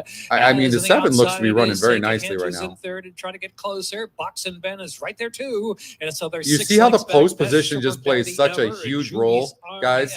You see that, right? And the pace number, how you use that in combination of each other. Now, the other metrics have to match up. Three's toast. Here comes Take a Hint, moving well 3 deep. Landon Jack still in that battle. Noah Chance drops back just a little bit, and Box and Ben off the inside, and Best Sugar Daddy Ever. They're into the stretch, and Take a Hint pushing by to the lead. Take a Hint tries to extend the advantage. A very tough Landon Jack fights on the inside. Landon Jack down to the inside, coming back for a little more. And here comes Best Sugar Daddy Ever. Best Sugar Oh, come on. Sugar Daddy Ever has the no, it didn't change leads. Best Sugar Daddy Ever at 19-1 for Sugar Daddy. Best Sugar Daddy Ever to take after Take a Hint second. Box and Ben was third. Then Landon Jack fourth. And Noah Jack. We did a cover bet, but I don't think we had the one. Oh, man. We had the 2 and the 5. Minute 12.70. Oh. 19-1. 6-1 on that horse on the EquinEdge morning line. Let's see. Nice gate work here. This is a nice work here. There were some 4 of 22. There were some indicators. Great connections as well. 19-1. I know, Todd. Oh my goodness. 6-1 EquinEdge morning line. The 7 was gone. Good post. 1-7, 3 and 8. One Best the horse wouldn't change leads. 19-1. I know. Second number 7, Take a Hint. Third number 3, Box and Ben, and number 8, Landon. That's okay. I mean, look though, we're spot on right now. We're seeing the ball really good, really good. And remember, we said, look at. Did you see how far back that 1 came from? First couple of races, speed. All right, we've got what do we got going here?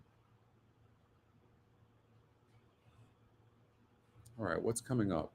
Ellis Park, race number 1. We could look at this. Why not? We've got some time between races. Lily's Woofy.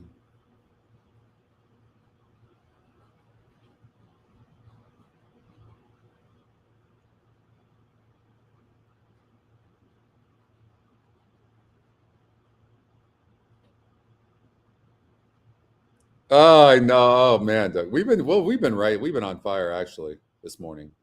That was unfortunate. That would have really kept it going, but that's okay. We're seemingly seeing things pretty nicely right now. So you have a top pace number, top win percentage, 7-5 EquinEdge morning line, top EquinEdge pick, top SOR, top GSR. I mean, everything is pointing towards this too. That being said, it certainly looks like this 2 needs the lead, and the 5 is fast. And the 5 can rate some. Is the jockey going to send and go after the 2? I don't know. The 5's not in this race. The 2 wins for fun. It's a tough call. Very, very tough call. If I'm the jockey and I'm looking at this 5 horse, I realize that horse rated like 8 races ago, but it's 2 wins. We're going gate to wire. So there really is a high likelihood that this jockey on the 5 tries to send. You know? So let's just assume that they do. Who gets first run?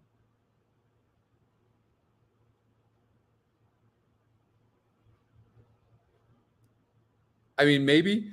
I mean, I would say, and look at the 1 has as the second top win percentage as well at Ellis Park.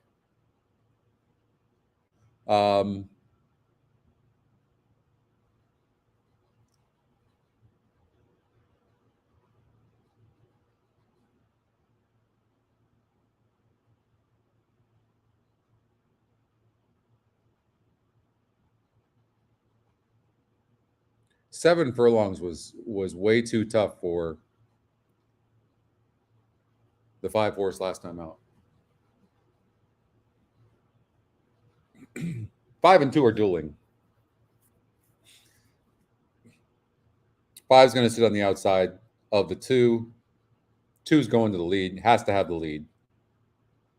If the 5 presses, can't you see the 1 horse winning the race? I can. And then the 4 coming from behind. I mean, just as a cover bet, I would do a 1-4 exacta box.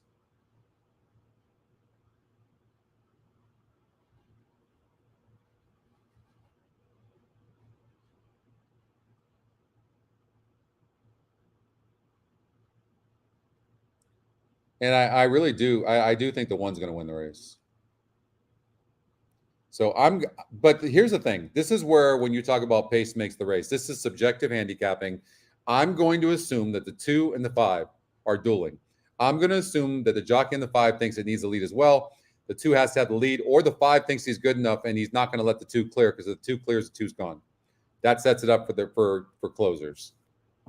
That's what I'm going to assume. We got 8 minutes before race number 4 at Gulfstream Park. I'm going to watch this race with you guys at Ellis Park. Of course, we can't show it.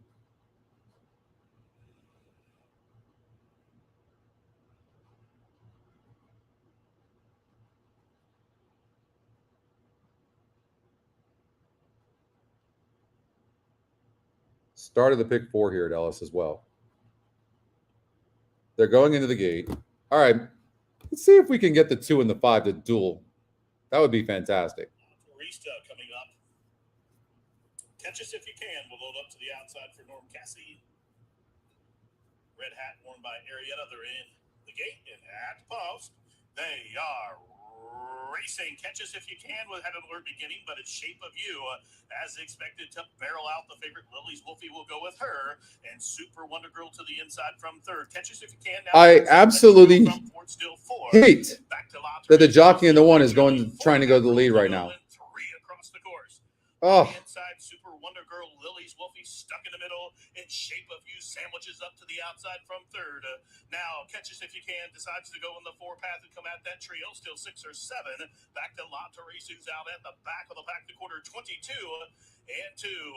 Rounding the turn, 5/16 of a mile to race. And on the inside, Super Wonder Girl. On the extreme outside, it's Catch Us If You Can, Shape of You, Red Silks now coming at him and coming on. Lily's Wolfie is getting the shuffle as they race towards the top of the home stretch. 4 across the course, and from last, here comes a wide sweeping move from Catch Us If You Can, but Super Wonder Girl is still there and up the inside. Come on, 2. No, where's the 4? Come on, 4, get second. Wonder Girl is now on a 2. There we go. Win streak. She won by about 4 in the end. I love that the jockey on the 1 went to the lead like that. Oh, all right. That was awesome. Win on the 1. 1-4 exacta box. That was nice. In a look at, we're gonna make some money in a race like that, but that was huge. There's an old saying, and you guys have heard me say this before. Look at that 4 went off at 9-1, by the way. But there's an old saying that speed kills speed. Speed kills speed. And that's what you saw there with the jockey on the 1. He knows that the 2 needs the lead. Most likely the 5 needs a lead. And that's exactly what we saw. Look at, you took the 4 to 5 favorite and the 2 horse, and the horse gets last. And the pace number revealed this to us. That's what it revealed. Judges posting top 4 finishers. Really amazing. Super Wonder Girl, second, number 4. No way that I could have done that without the pace number. And certainly, if we had to look at PPs, right? You're going like this. Like if you look at the 5 and you just like this, like let's just look at the past performances. You look at this horse and you look at this horse. You cannot tell me which one's faster than the other. No way. No way. But the pace number is so accurate that we can handicap like this with that. That pace number is so freaking massive. I'm telling you, it's just so badass. It's the best algorithm we've ever created. And we have some nice we have 31 algorithms. That by far is the best algorithm we have. Again, it's not going to predict who's going to win, but it's certainly going to help you with the pace. And then when you look at the style of the two, you know this horse needs the lead. Where has it ever passed a horse? And the 5 horse in the win 2 back and 3 back had the lead going gate to wire.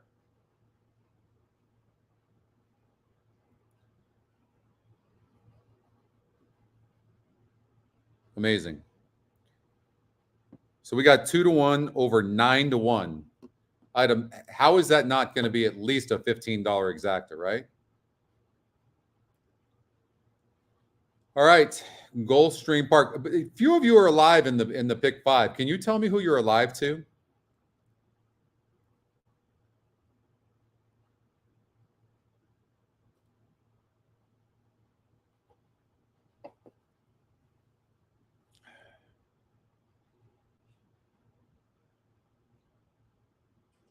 Entering the Jeff Hall winner's circle, convincing winner of the opener, number 1, Super Wonder Girl, a 6-year-old mare by DeHare out of the distorted humor mare named Comic Page.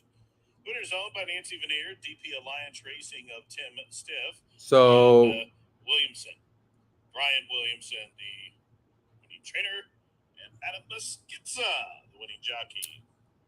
Super Wonder all right. Girl, now a 3-time winner, her second of the season. Christy has the exacta paid $20. Nice. Okay. Flat. So you have the 5 and the 6, Christy?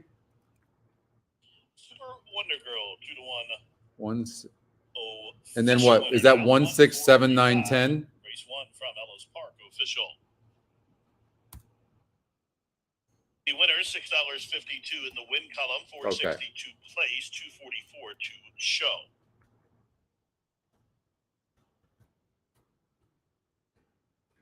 $20 exacta. Exactly $20. That's excited. Okay.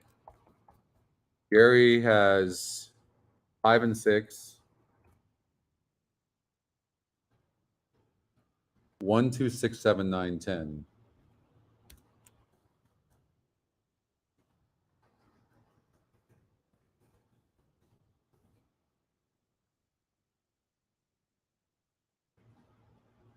Tim has 5 and 6 with 1, 6, 7, 9, 10.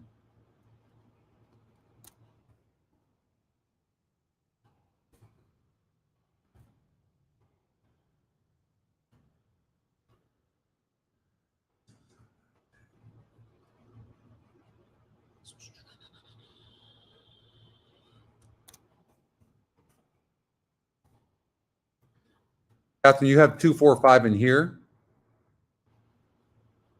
in race number 4.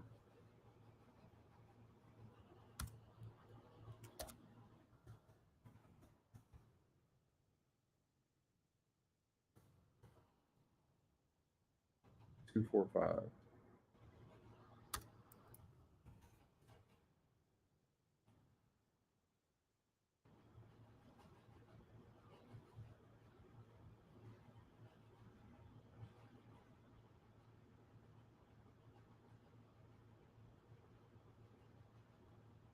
Seven minutes before race number 3 at Woodbine. 6 minutes now. So we have a little bit of time. They're still in the paddock.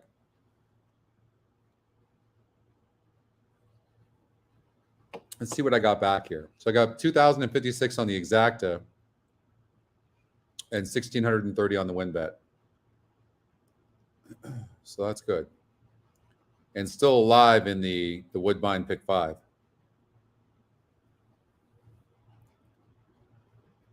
Okay.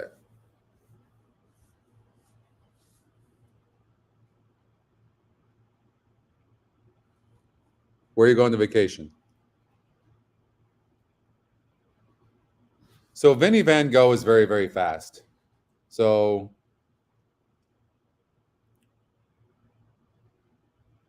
let's look at this horse real quickly.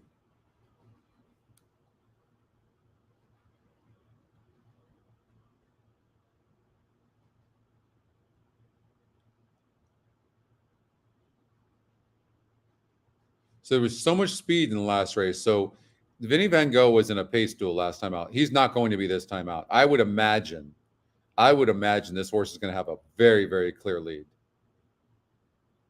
The 5. The horses are approaching the starting gate. 1 minute. Bar Harbor. Fun. Jeff has a 5 and a 7.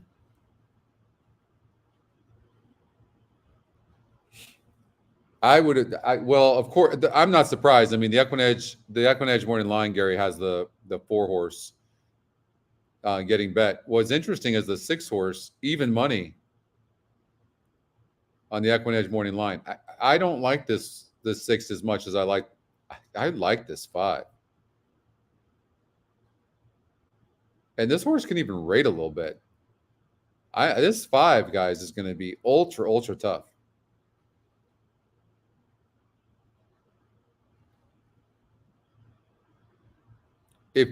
If we can beat the 4 and the 6 with the 5, the horses it's going to be beautiful. Are at the gate. It's really, really good. This horse tries every time too. Number 4. And look at the GSR back up to 63. And Uncork the Bottle. They've been both very good lately. 9-2 Vinny Van Gogh, 6-1 on Boldness. And the line goes long shot, One Crazy Ride.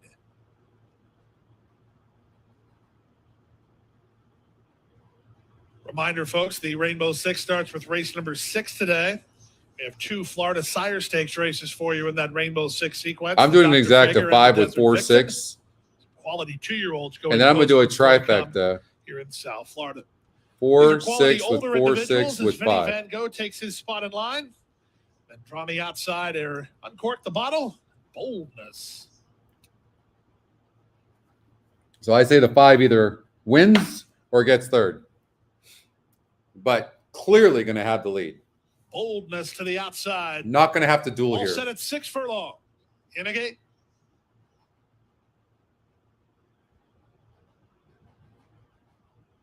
And they're off. Slow start for One Crazy Ride. Good start for Vinny Van Gogh, who heads off for the early lead. Star Wancho was away smoothly, but he's in no hurry. At the rail, Thousand Loves up between horses. Uncork the Bottle. Boldness out wide, and the trailer is One Crazy Ride. They make their way down the backstretch, and here's Star Wancho. He was in no hurry, but his hand was forced tactically as he's up to challenge Vinny Van Gogh for the lead. Uncork the Bottle is a 3-wide third. At the rail in 4th and Thousand Loves. Out the back is Boldness, and far back to One Crazy Ride. They make their way at the 5/16, and here's the move from Edgar Perez. 3 wide on Uncork the Bottle. Uncork the Bottle is now moving with Star Wancho. These two kick on. Up to the outside, it's Boldness. From the inside and dropping back is Vinny Van Gogh as they make their way to the top of the stretch. This horse did not pick up its speed at all. Star Wancho fights to hold that was a weird ride by that. that. Is Uncork the Bottle. These two sprint off the turn.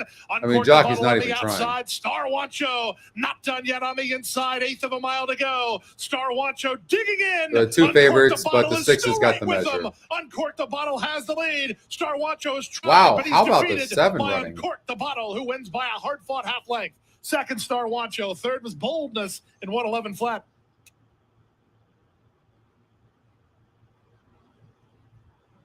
Six got the win. Uncork the Bottle, 46%. 6-4 cold on the picks. 5 just literally. You have to put a note on a horse like this. Not reliable. Needs much easier.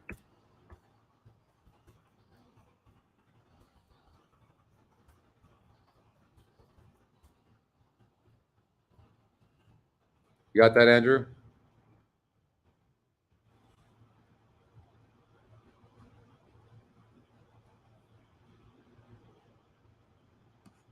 All right, Woobine. We're rooting for the 4 horse, clearly.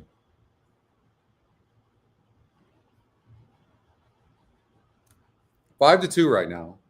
So it's the lukewarm favorite.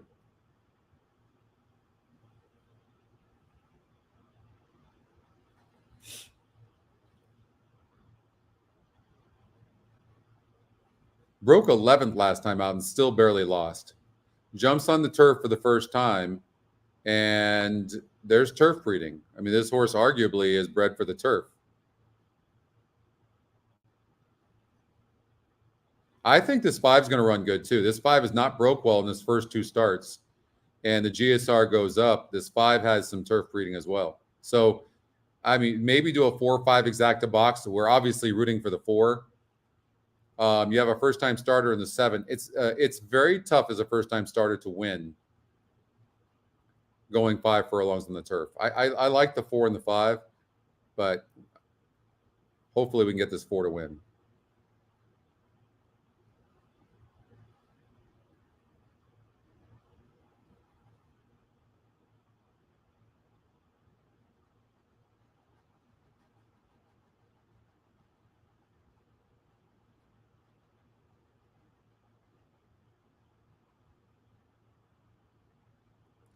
So the starting gate in place there being called up. Mia's Authority now 5-2 and Dixie Wish 3-1. Forest Choice getting some betting action at 4-1, the first time starter. To the inside gate, Remembering Rhoda. Now the 2 horse clearly is going to be on the lead. Now I'm banking on the GSR of 41 that maybe this horse is going to stop. Remembering Rhoda.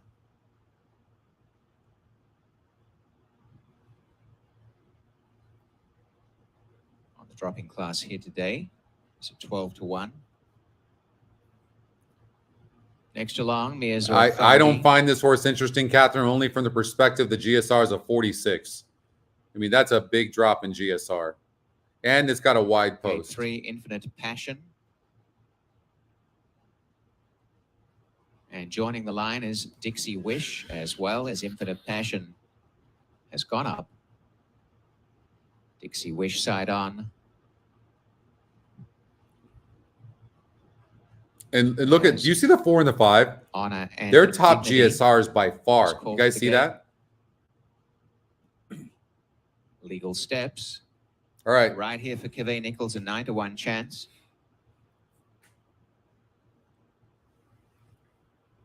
Debuting today, Forest Choice. And to the outside is Baysville. Race 3 on the inner turf for fillies and mares. All in and locked up, and they're off. Best out, Honor and Dignity, showing early speed towards the outside is Forest Choice. They go head-to-head with Legal Steps, and coming up is Dixie Wish on their inside. Racing towards the inside, too. Coming through is Remembering Rhoda to go to 5th. On the outer Baysville. Well, I definitely worry about the 7 horse, the first-time starter, who's got good numbers, getting the lead like that. Dixie Wish claiming really getting a nice break out of the gate. A lot of times they don't break so good. I definitely worry about that. Mia's Authority running on Honor and Dignity. It does look like he's being prodded some, which I like. Out in front, and the 4 seems to have the measure pretty easy. Forest Choice second. Over on the inside in third, coming away from the rail now. Remembering Rhoda as they come down the stretch. Honor and Dignity trying to run for the back on the inside and down the outer. Legal Steps finishing. Forest Choice coming back at Dixie Wish. And on the outside, Remembering Rhoda. Remembering Rhoda coming quickly. It's Forest Choice and Remembering Rhoda. And there's a lot to remember here. Remembering Rhoda, a memory made. God, as 4 looks so Remembering good, Rhoda didn't gets it? the win a length and a I mean, quarter. didn't Forest 4 look Choice, like it Dixie was Wish, and gone? Infinite Passion. Oh, 57-61. 4 looked like it was gone. What a drag. What's the story with the 1? It's just a hard one to find. I mean, that 4 had an absolute gift of a trip.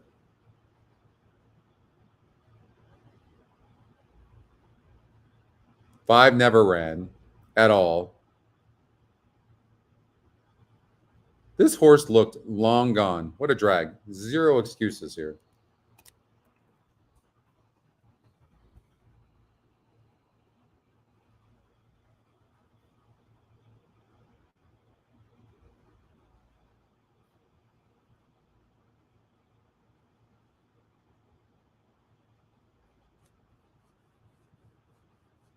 Oh, that stunk. All right. Laurel Park, race number 4.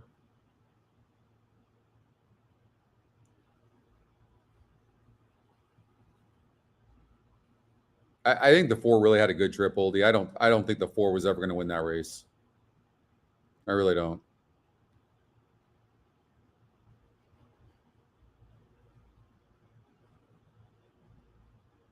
Okay.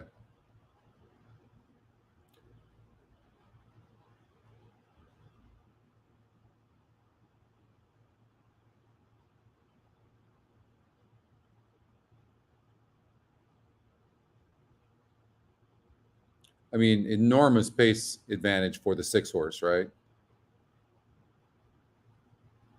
But if you're looking from the GSR perspective, it's the 4 and the 5.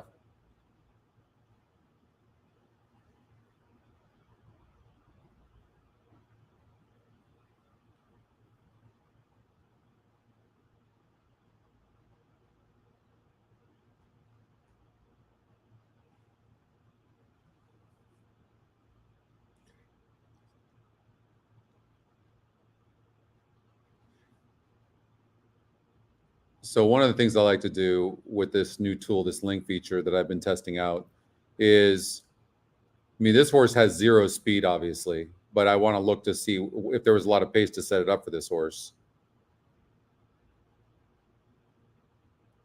And so these horses were dueling. And so it definitely set it up for the 7. 3 sat a good trip. So it looked like the 1 and 4 were dueling, which set it up for the 7. Breviary. And I don't see that here. So I think it's going to be very difficult for a horse like the 4 horse to win. Could be in the money, clearly. But I think it's going to be very difficult for a horse like this to win.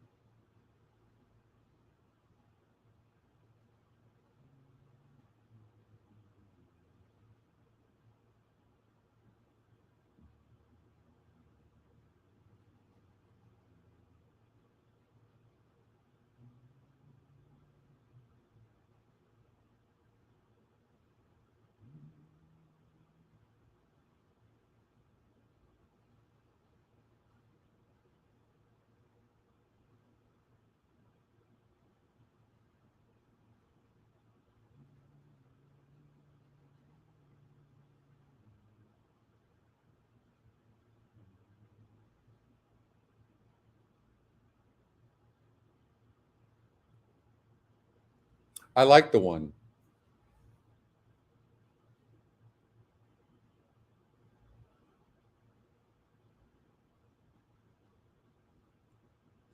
This horse's form just might be really bad right now. I know this horse is 4-1 right now, but it makes me nervous. I would lean towards the 2 favorites. I would lean towards the 1 and the 5.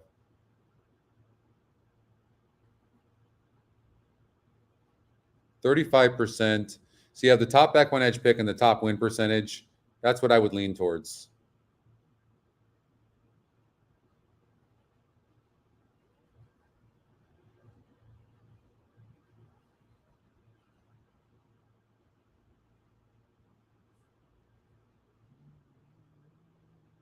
See you, Jeff.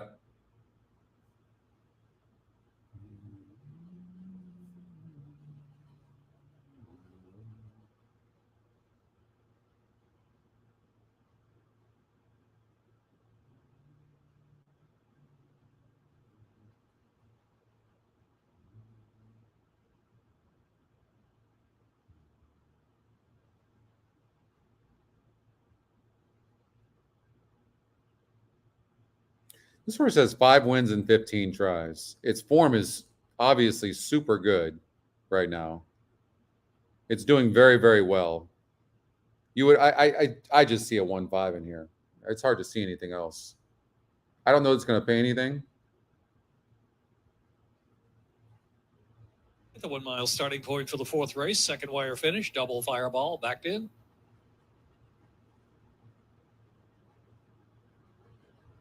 Stir crazy.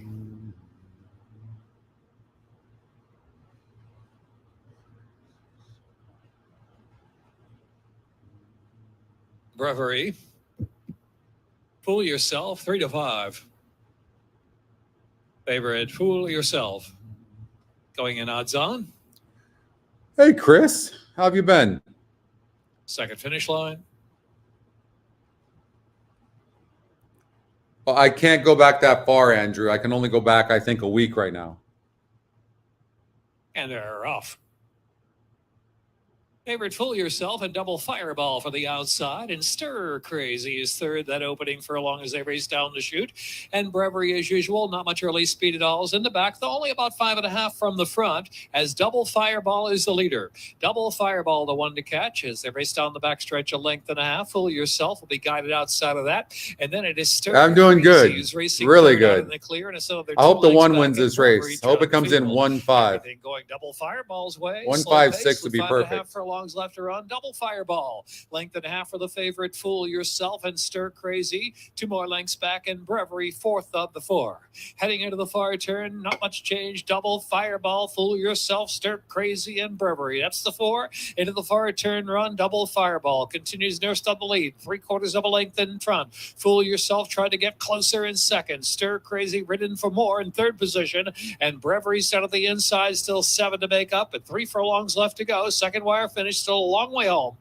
It is Double Fireball. The outside now. One's not running. I mean, 5's going to win the race. Fool Yourself. Unfortunately, the one didn't right go. Right there as they turn in. Fool Yourself is in front, about a half length from Double Fireball. Brewery's trying to rally against the slow pace. Furlong and a half left to go. And here is Fool Yourself kicking clear. Fool Yourself now handwritten, opening up now 3 lengths. And it is Fool Yourself ridden out with 1 furlong left to go. Has a 5-length lead. Now a 16th left. Brewery picks up second. Fool Yourself comfortable and coasting home. Fool Yourself 5, 4, 6 Double in the Fireball, race. Stir Crazy. Yeah, that one just did not run.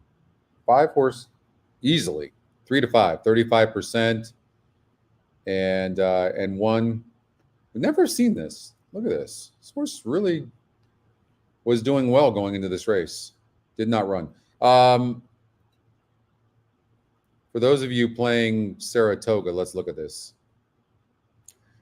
Jose Ortiz gets off of 3 horses, 1, 4, and 7. The one barely lost last time out.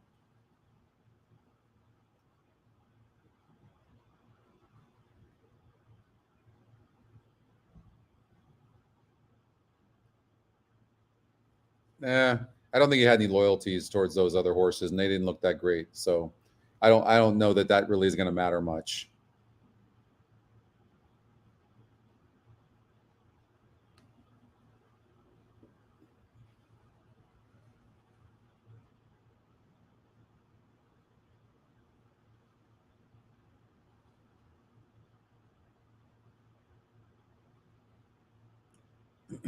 I'm looking at Ellis because we won that first race at Ellis, and maybe. So what about doing like a 2, 4, 13, just taking the top 3 GSRs, right? This horse was bet first time out and checked hard at the start. How about the pace on this 11? And it could barely even clear. This 11 could be really tough on the lead. Wow. Very interesting horse. I think that Ellis Park race is very interesting.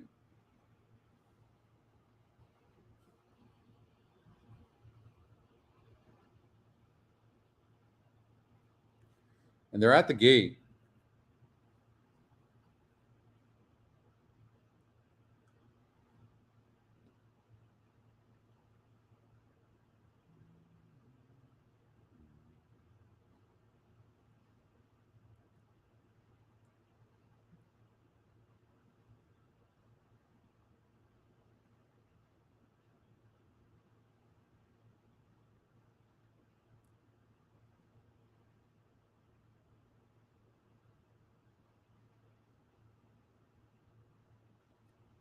They just broke. Those leaving the starting gate, and it was a fast start for the inside for Ghost Bayou. Also flashing speed from between horses as they head up the backside. My homebred. And right in the thick of things, too, is Time for Cupid as they head into the far turn. And it's Icy River now emerges with the lead. Icy River shows the way at length to my homebred to the inside. Second, third is Time for Cupid. A couple lengths for the back. Ghost Bayou settles along in fourth. Ratcheting up the pressure. Here comes 2020 Hoaxes on the move. Couple links for the back to Somebody Loves Me as they race around the turn. Really strung out field here. Probably 25 links top to bottom with a quarter to go.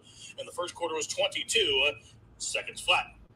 Icy River will whip them in. Icy River off the turn in front by a length. Up into second comes Time for Cupid. Down the center of the track, 2020 Hoax even further out. Somebody Loves I don't know how you're going to catch this 11. Pretty late in this. Come on, 11. 16th to go. Icy River shaking up. Here comes Blame the Champagne running a huge one to the outside. Blame the Champagne up in time. EquinEdge long shot beat the 11. That 11 ran huge at 11-1. I mean, you saw that pace number, and then what you do is, if you look at this horse goes on the turf and can't get the lead, and then it has this big of a pace advantage. You had to figure it's going to run good. All right, I'll be right back. We're going to go Gulfstream Park.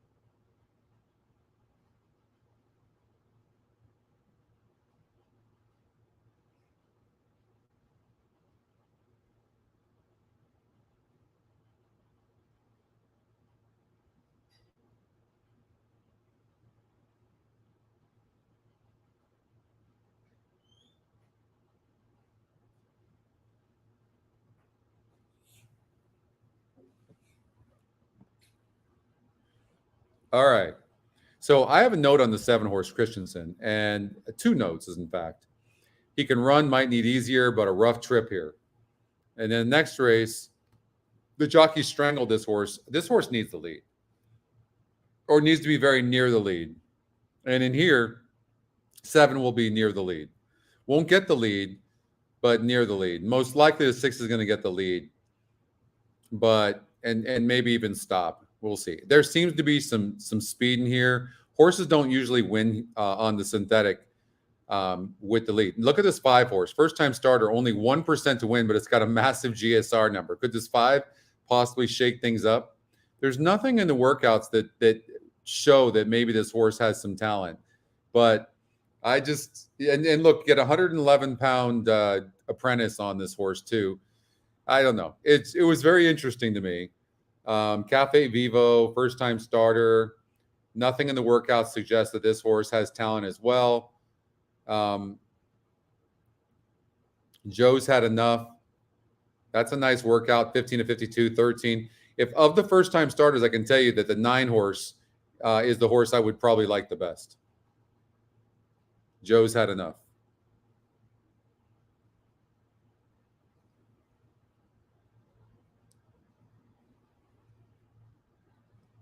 Cozy Boy, first-time starter, no GSR, no speed.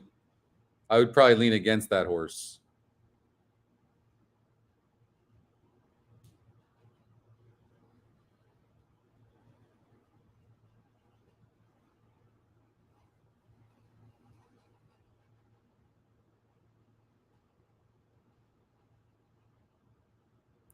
So I'm going to stay till the 7th race of Gulfstream Park. So about another hour. The reason is that I kind of like the last half of the card. I covered it pretty well on the Hippica show and handicapped for it, so we'll do that. But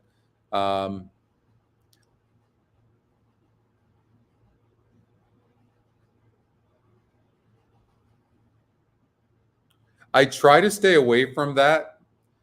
I really try to stay away from this, only because the system analyzes it for the race. And every time I try to get cute and analyze the jockey and stuff like that, yeah, I just, it just always goes wrong for me. Okay. You know what I mean? So, like, first of all, as far as like Kitten's Joy goes, the system is already, the GSR has analyzed the breeding. It knows better than we're going to ever know if a horse is bred top and bottom for the turf. And it's on a simple number of 1 to 100. So I wouldn't get caught up into that. That's is where, as you get to more experience with EquinEdge, you start realizing that I'm just going to play each race as it presents itself. And I'm going to stick with the metrics and look at it. Like the metrics in here are saying that 18% is the top win percentage. Right there alone, it's telling you this race is wide open. So now you can use other factors to handicap. Like you can use the pace. Looks like the 6 is going to have an easy lead. You can use the GSR. This 5 horse could be a decent long shot. What's a cracking? I happen to think this first time starter might be decent. It has the type of look that I like in a first time starter. So watch out for the 9. In a wide open race like this, the EquinEdge picks don't mean as much to me personally because it could be, it might have made these decisions very difficult. They might have, it might have like been, it might have had 6 or 7 horses it could have chose for first or second.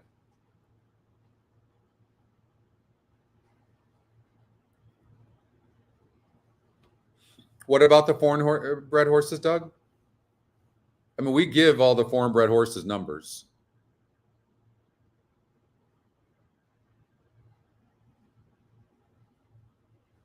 I thought this 7 horse was a decent long shot. So watch for that. But this first, in a race like this where these horses that have run don't look that great, what you really want to look for is either second time starters or first time starters, right? That's what you want to look for.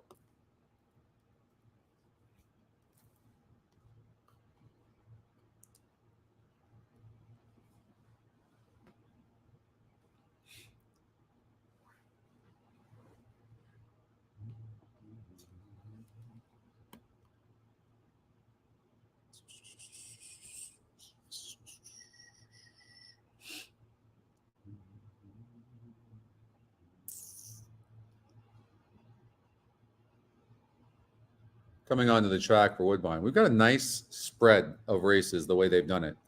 Oh, you can see it? Good.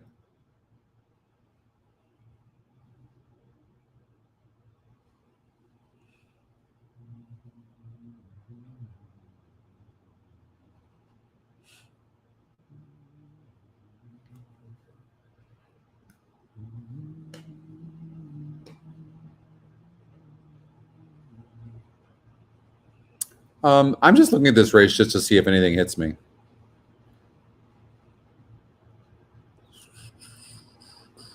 Don't forget, tomorrow there's a mandatory payout over at Gulfstream Park in the pick 6.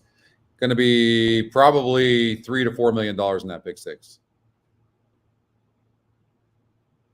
This 5 horse is very interesting. I wouldn't normally look at a 1% horse, but it's got such a big GSR. It's a first-time starter. And good connections.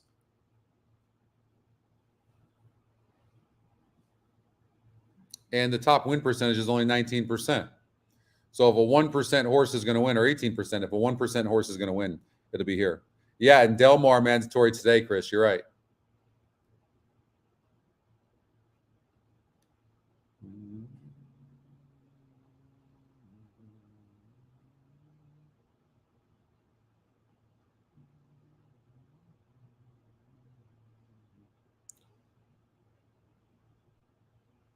So here's what I look at it. You think so? What, in Del Mar's today, Chris? You think? Here's what I look for in the for first-time starters. I want to see some fast works that aren't from the gate. And I love to see them when they're early. And you see a couple of fast workouts, but from the gate, the last 2. So for me, I wouldn't love the 3. Look at this horse. Nothing really shows anything of a kind of any talent there. Cozy Boy, 50 of 108 here. That's not a bad work. 29 of 109. Okay, this horse, and it's a top EquinEdge pick. This horse can most likely run. That is on the inside post, but it's got a low GSR and projected low pace.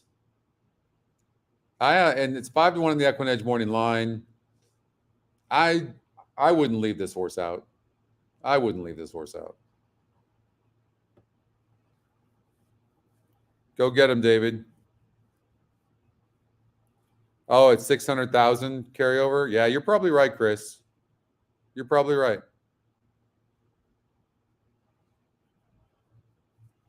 Yeah.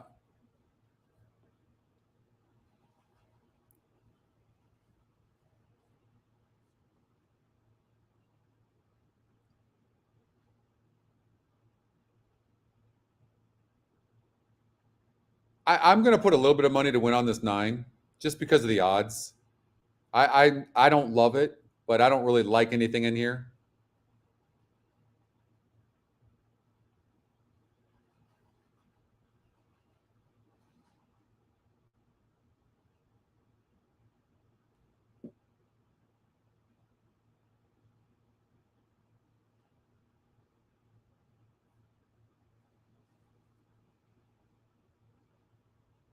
How about this first-time starter 1?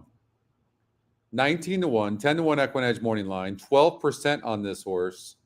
And look at this work right here, this 3/8 work back in July, 7 of 49. 17 of 72 here. That was a gate workout, but there's a possibility, and the connections are good. There's a possibility this one horse might run and get in the money.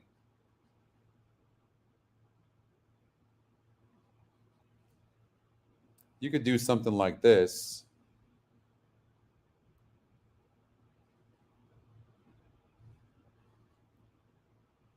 The horses are at the gate. It's now post time. Lining up and moving in for race I'm going to do a trifecta. Where the 2 to 1 favorite is drawn out. I don't like the rail. Cajun Occasion, Sonny Leon for Kathleen O'Connell. It's 4 to 1 respect for Cheerful Charlie. Leonel Reyes for Louis Oliveras. And the line goes Christensen. Now Solomon's Gold. Something like this. Like Maker trainee, Cafe Vivo. I mean, if it came in, it would pay good. John D'Amato. 4 minutes to Woodbine. There. Oh, that 4 horse had to run 3rd. God, that's sick. I just knew that 4 was going to win. All right, let's see if we can get this 9 home and the 1 for 3rd. Nova Folha. 22 to 1 on the 1. Supplies for Ralph Nix. Not much money bet there. 16 to 1 currently. An evenly bet board after the 10 Cajun Occasion, who is the 2 to 1 clear choice. Dave Fox, representative. Joe's Had Enough. Edgar Perez riding for his 3rd of the day. Here's the Stonehenge colors on Cajun Occasion. 5.5 furlongs on the Tapeta. We're all set.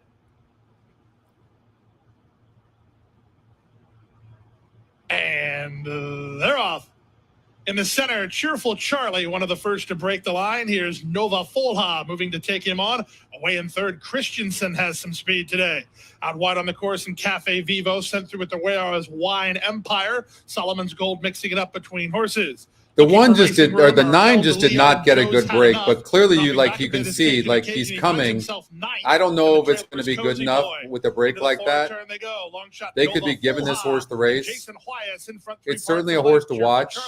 Encouraged to go after him 2nd. Christensen, 3 wide while 3rd. Solomon's Gold is at the rail 4th. Up to the outside, that's Joe's Had Enough. Then El DeLeo as they run to the top of the stretch. Nova Folha still has the lead, still trying Cheerful Charlie. Toward the outside, Christensen. Vasquez tries to straighten him up the fence and Wine Empire. There's an 1/8 of a mile to go, and Cheerful Charlie. Here comes my long shot. I knew this horse would run good today. On the outside, you're going to have to settle for 2nd, but it ran good. I should have just, you know what I should have just done? I should have just put that 7 in the money for 1st or 2nd or 3rd. That 1 ran good, though. I thought that. The 9 was just like running with its head up the entire time. What's up, Linda? I knew that 7 would run better. Gosh darn it, Scott. You see how that overthinking just a bit. 12-1 that horse went off at 14%. That 1 did not have a good trip, so maybe watch the 1. And 6 kind of ran with its head up high. Or 9, I mean, did. But look, all else fails, right? Take the top pace number, I guess. Christy, you got that? All right. Woobine coming up in 2 minutes. They don't mess around, too. They're like completely on time.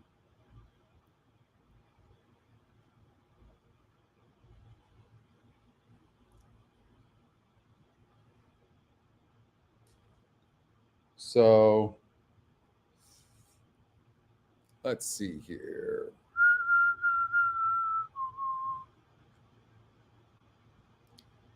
What did we have in here?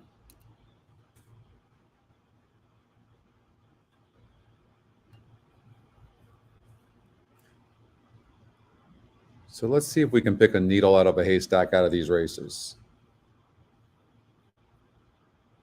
You got a 5% horse and Talk to You Later. I mean, this horse is completely getting overbet.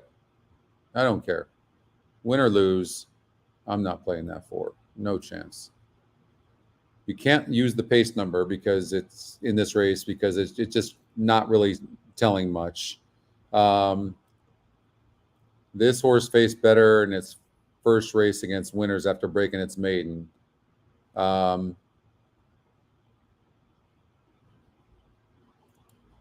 This horse has burned money, the 5, EquinEdge long shot.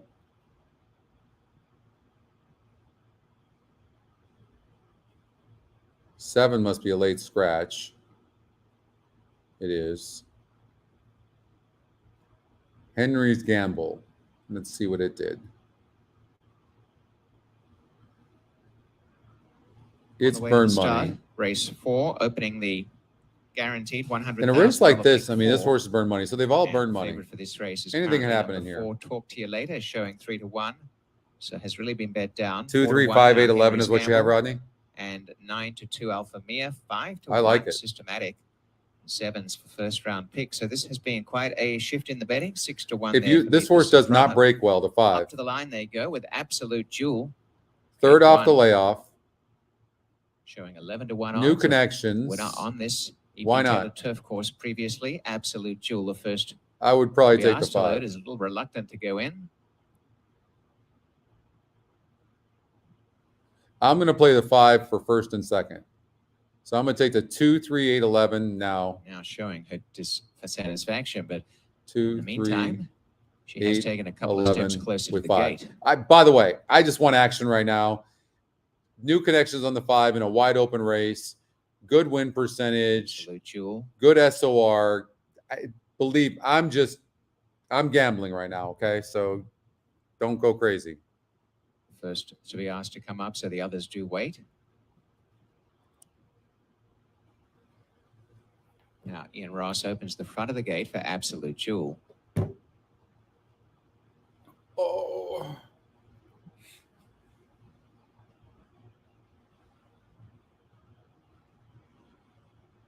Urgings from Leo Salas to get her to budge. She's quite stubborn. In the meantime, there's really a lot of late money coming in for Henry's Gamble, who could well run favourite at the moment. Equal favourite with Talk to You Later. This betting market has really shifted. Absolute Jewel, another attempt, and still in the saddle, Leo Salas, as the gate crew try and find other tactics to get her to move up.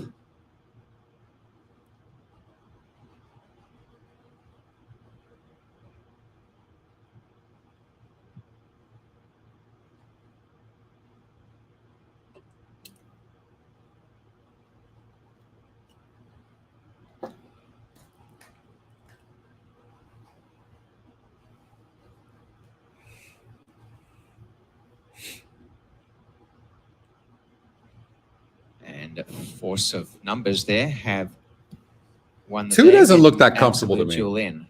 I don't know. Now the gate to be secure. Draws from the front. inside. Meantime, Henry's Gamble steps forward and is now the favorite. So open at 7-1 and is now 5-2. Talk to You Later opened 6-1, is now 3-1. Alpha Mia opened 8-5, is now 4-1. 3 shying away from the is gate. now 5s. Doesn't look that great either. Lots of changes as they come up into the line. They go with Alpha Mia. Now she's putting on a turn. Alpha Mia a little reluctant as well. So full marks to Henry's Look how Gamble, good the the only 5 horse looks. who's really done Really the right good. thing by the gate crew so far.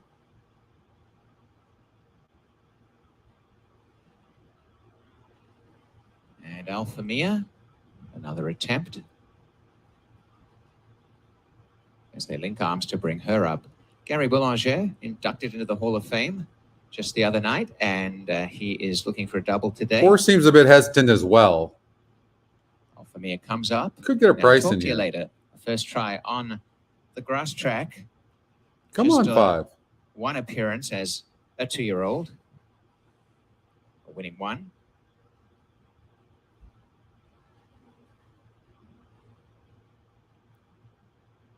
And is also needing a little bit of a push up. They're coming along with Meet the Soprano. I mean, she looks gorgeous. Late Scratcher, Blazing Sky. Don't forget that. And Bodacious Miss earlier. So next is Systematic. Goes straight in. Classic Queen on her toes. She moves up. They're almost right. Hi Honey has gate number 10. 2 more from the outside. 2 long shots to load into the Winning gate. Fort Erie. The last is first round pick. The Daisuke Fukumoto. And they'll be on their way.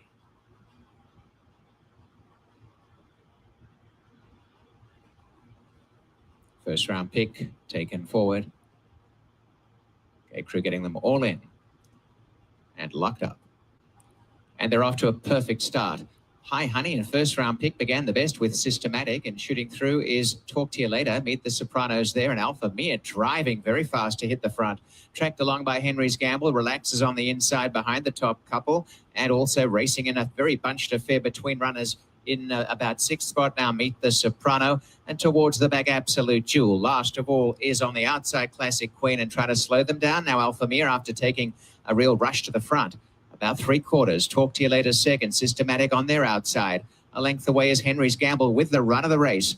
Meet the Soprano coming up. On the outside, first round pick and gaining nicely Absolute Jewel past High Honey, who dips to second last, and Classic Queen is last.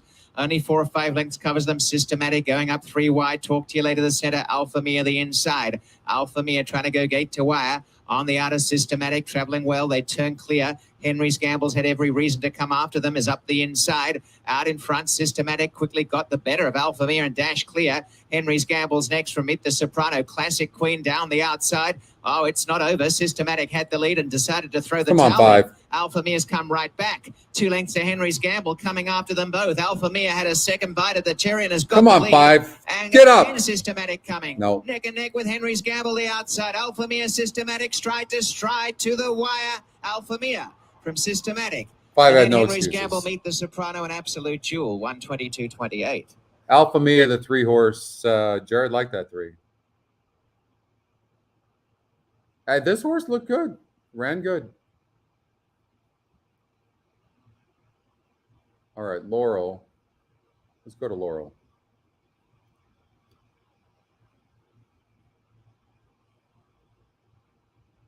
Hey, Curtis.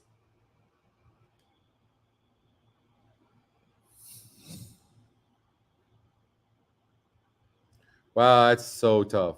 I can't tell you how many of these types of horses I've seen win if the system likes the horse. Can't tell you how many I've seen. Because don't forget the metrics have already, they're calculating those statistics. It is a photo for the win. That First being quarter, said, 23 I'd be and 2, hesitant half, too. 46 and 1. But 3 quarters, 192. I would The probably time was just use the horse, but it 22.28. wouldn't be a key.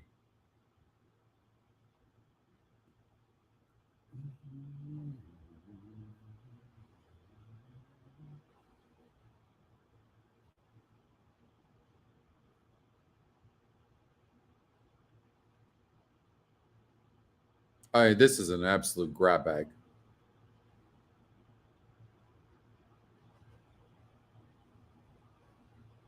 I know.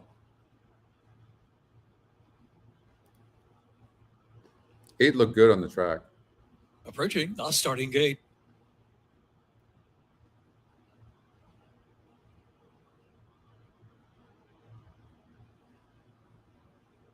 I mean, this horse has burned a lot of money. You're 35%, 18 and 32, and you lose by 11, 10 and 15. Ay. It's a top EquinEdge pick. I mean, this is why you have to. We couldn't pick this horse, but the system is picking it. So, you know what I mean? Like, you have to respect it. You just do. Big drop in class.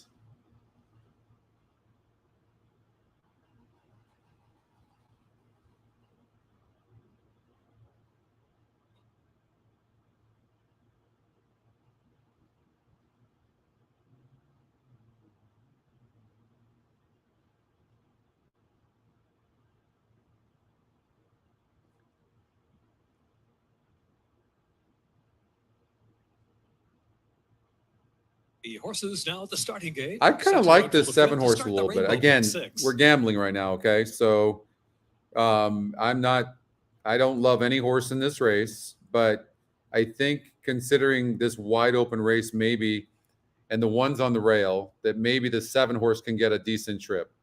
Cairo Boogie backed in.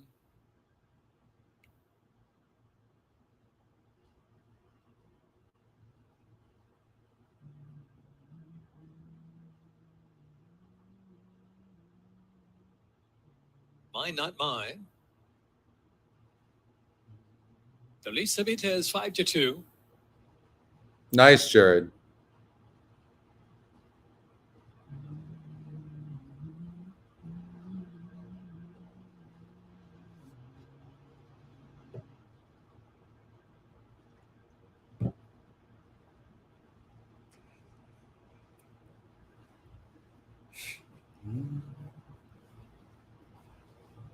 Oh.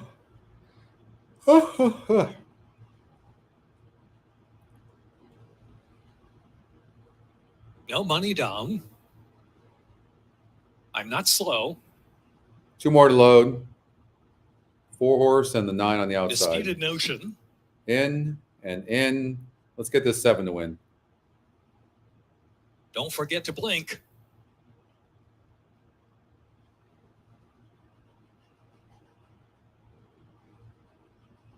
And 7 broke off. very good. Amicalola Falls, no money down, firing up, and Dolitza Vita right there on the inside with early speed as they move that opening furlong. I'm Not Slow is up there too. I'm Not Slow just into third now. Don't forget to blink is in fourth, no money down back in fifth. Mine, not mine is past that runner. Disputed Notion in advance of Cairo Boogie, and Uncommon Valor is in the back and far back now, some 20 lengths off that pace. Up front is Dolitza Vita, Amicalola Falls going out of the pace with I Am Not Slow in third position. Don't forget to blink is in fourth. Fully Ridden Mine, Not Mine there in fifth position. And Disputed Notion is next and no money down. 3 deep around the far turn run. And Cairo Boogie is in the back and trailing to field Uncommon Valor. Into the far turn with 3 furlongs left to go. And Dolitza Vita sent along on the inside. Still there is Amicalola Falls. They've been going at it throughout. I'm Not Slow, length and a half behind in third, and outside is Don't Forget to Blink is in fourth, and Disputed Notion right in the inside fifth and trying to improve and switching to the far outside, and they're into the stretch now. Dolitza Vita trying to hang on from Amicalola Falls there on the outside. They've been head to head throughout with 1 furlong left to go. I'm Not Slow is third. The others have to quicken as Dolitza Vita is just in front from Amicalola Falls in the final yards. I mean, I thought we were home. Dolitza Vita does it. And that 7 Vita, just hung. Could not get by. Falls, and I'm Not Oh, Slow. my God. That's just so brutal. Dolce Vita.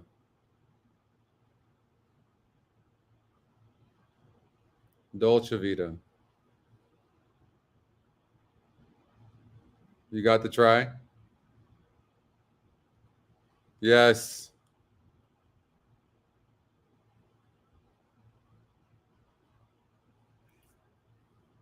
All right, you guys, I'm going to do a pick 6 for you, and then I'm going to get.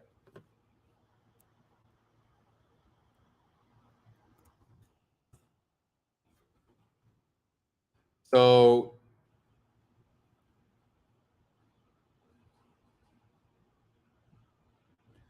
I thought the 4 horse could be really tough on the lead.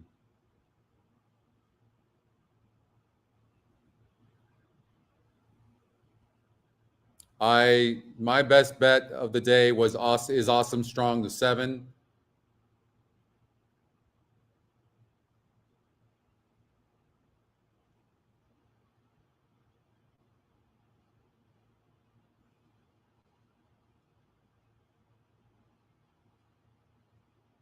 I thought maybe even Go Little Lady, this 5 horse, could be a single.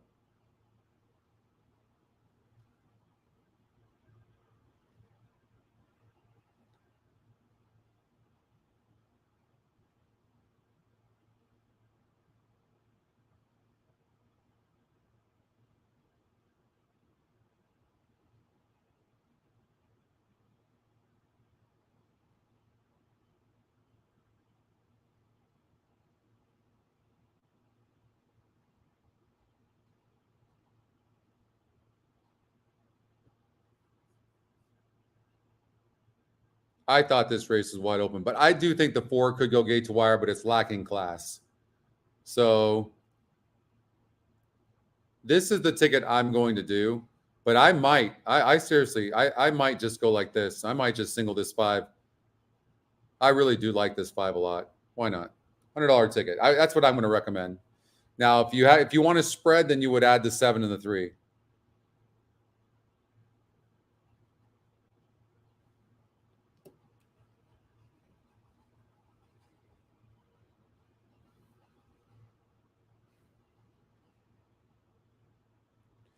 Now, when you're playing, let's see, Gulfstream Park, pick 6.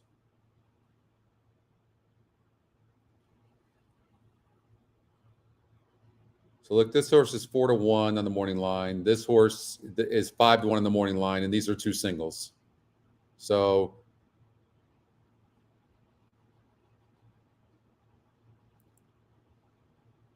pick 6 all.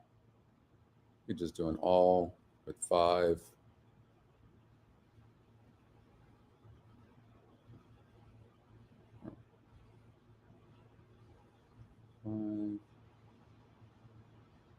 Wait. No.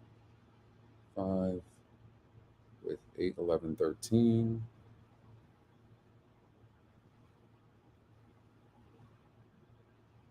Three, 7, 8, 9. Wait, what am I doing here? Okay, with 7.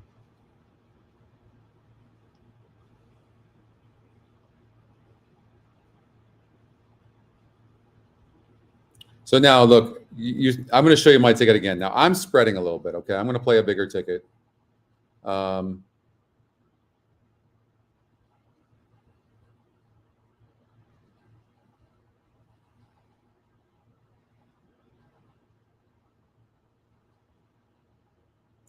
want to do that. Look at this last race.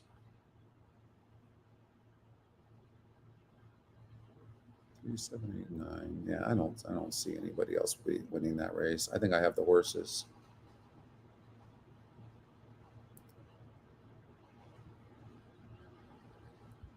Oh, that's right, the 6.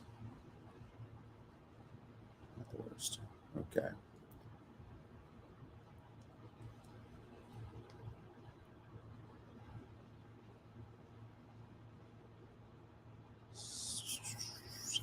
The 6 and 10. So 3, 6, 7, 8, 9, 10. 3, 6, 7, 8, 9, 10. Again, so I'm going to show you the ticket, but I'm playing a bigger ticket. But for those of you that are going to play a smaller ticket,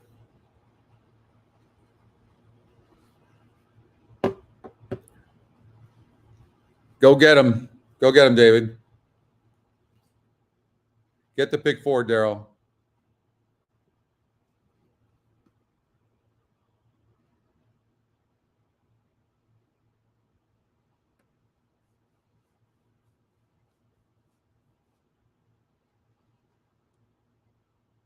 So again, you see my picks. Like I really like the 5 horse here in race number 8.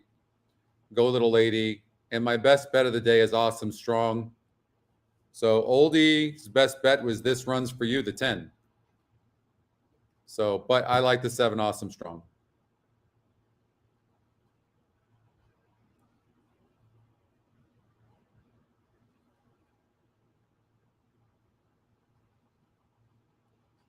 Delmar, why don't we do this real quick? Delmar, pick 6. Mandatory payout.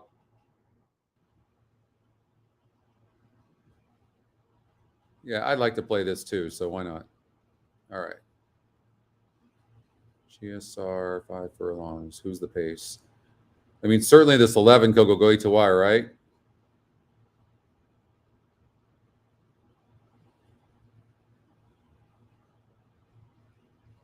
Thank you. Thank you, thank you, thank you, thank you.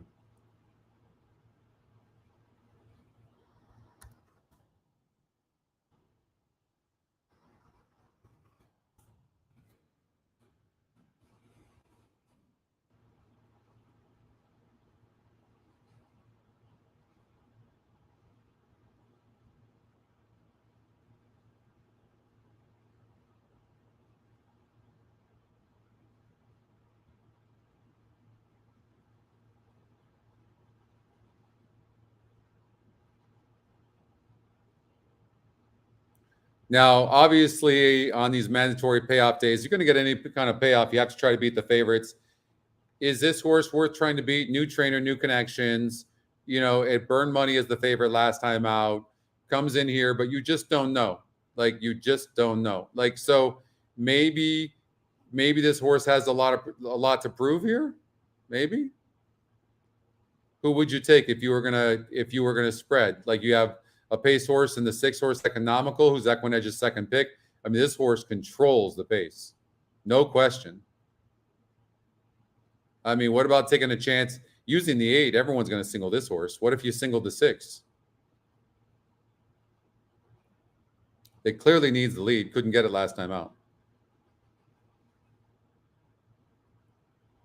Pressed inside was 4%. Now 10%. Gets easier. It's a big drop. It's a possibility. Check the SOR.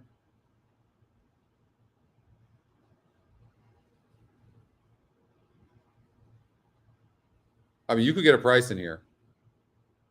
For sure.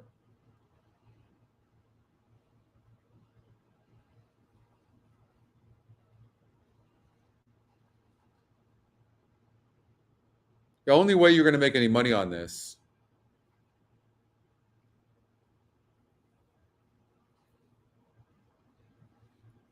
All right, let's look and see what else is there. Hopefully we can maybe find a key horse.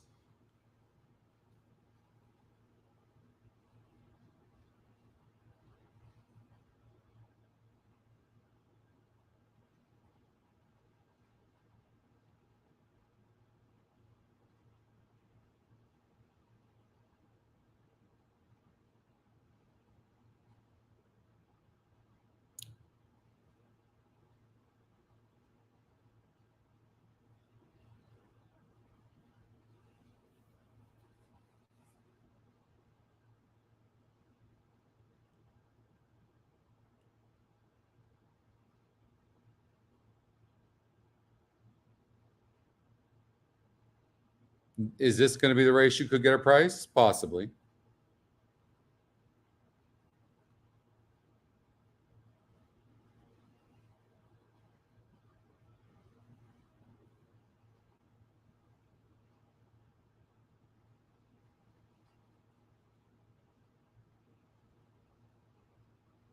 You could sort this way. Jockey, trainer, win percentage. You could do that.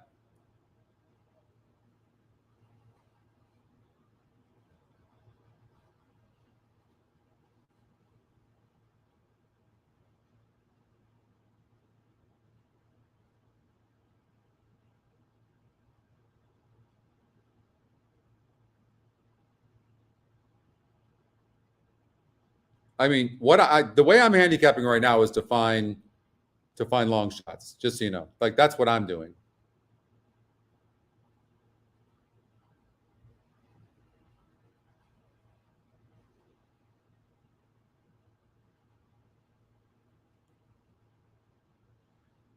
No, that wasn't me, Oldie. That was that was the system that did that, based on my handicapping. I'm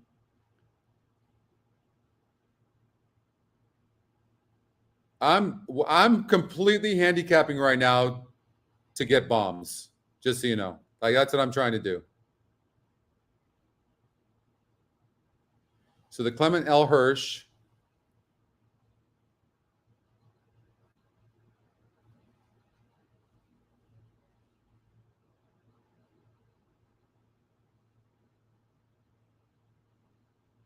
This horse has been off since 2021. Mike Smith jumps aboard. I mean, you would think this horse would be tough to beat. This 4-horse Private Mission is not a bad horse.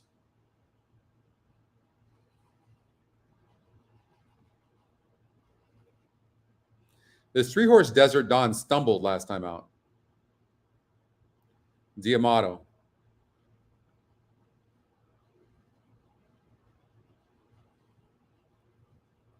I'm playing against She Dares the Devil. I took the 3 and the 4. I might take the 1. Troubled start. Lightly raced. I mean, this horse has hardly done anything wrong. So we don't know the upside because this horse has been off of a layoff. But it has some class. So we have to use it. So I'm not suggesting, I'm purposely trying to beat She Dares the Devil, who's going to be many people's single. Okay?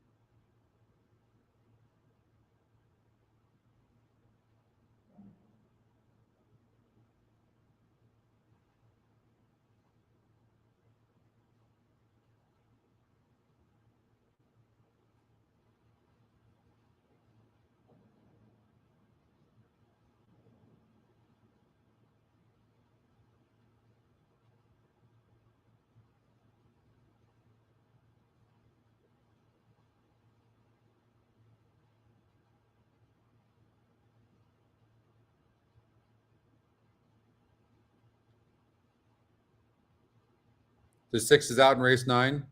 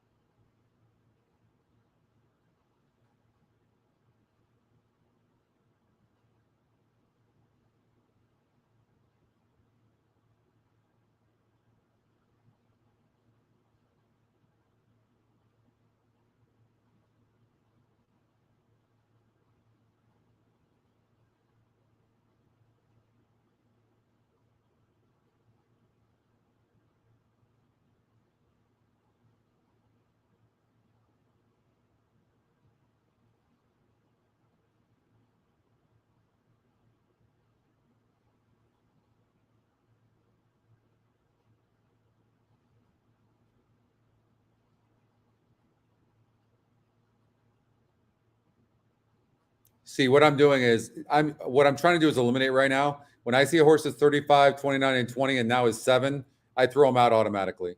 They just don't win. They just don't win.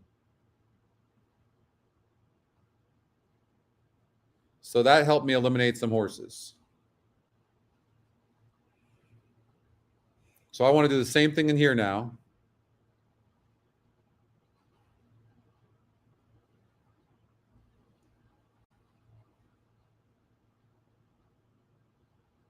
Nothing to do. Here, let's try it. 19% to 9. It's not terrible. Here's one, the 2. Get rid of that.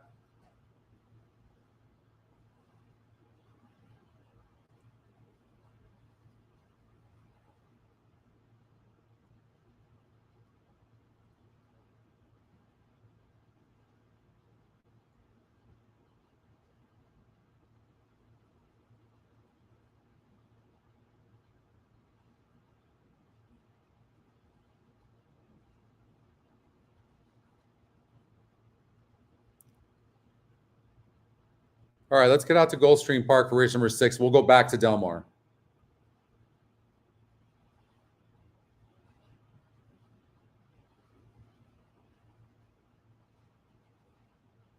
You see what I mean?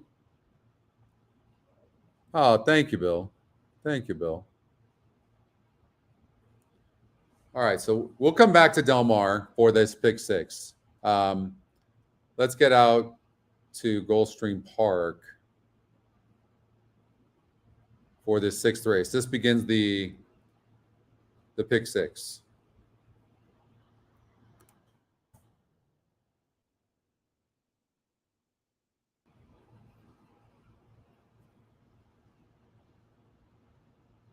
Oh, thank you for saying that. I really appreciate that. We appreciate you too. Thank you.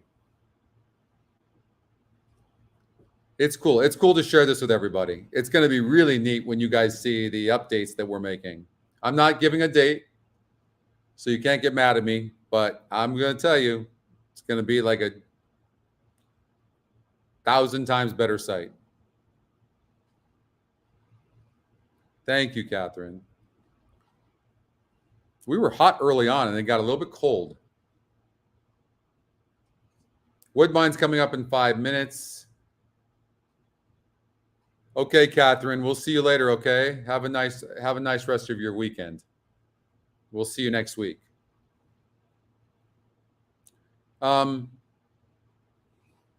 horses are at the gate. It's now post time. Lining up and moving in for race number 6, starting leg of the Rainbow 6, the 2-1 favorite. So I'm going to get rid of the Jet. He's a very 2-horse here. Sort by First Dude, Leonel Reyes. He has the riding assignment for trainer Dan Pita. 5-2 respect for number 1, Officer Country. He'll be charging late.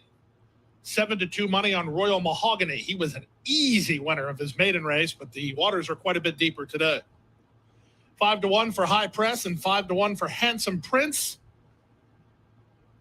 Outside 3, the last 3 to come up. Like, I wish I could take out the 2 because the 2 is dropping so much in win percentage compared to its last race. So, but I can't. But it does lower the ticket some. Then Katie's Cowboy, Handsome Prince, and Jose Morelos to the outside gate. I might just play a pick 5. Yeah, I'm going to play a pick 5 instead.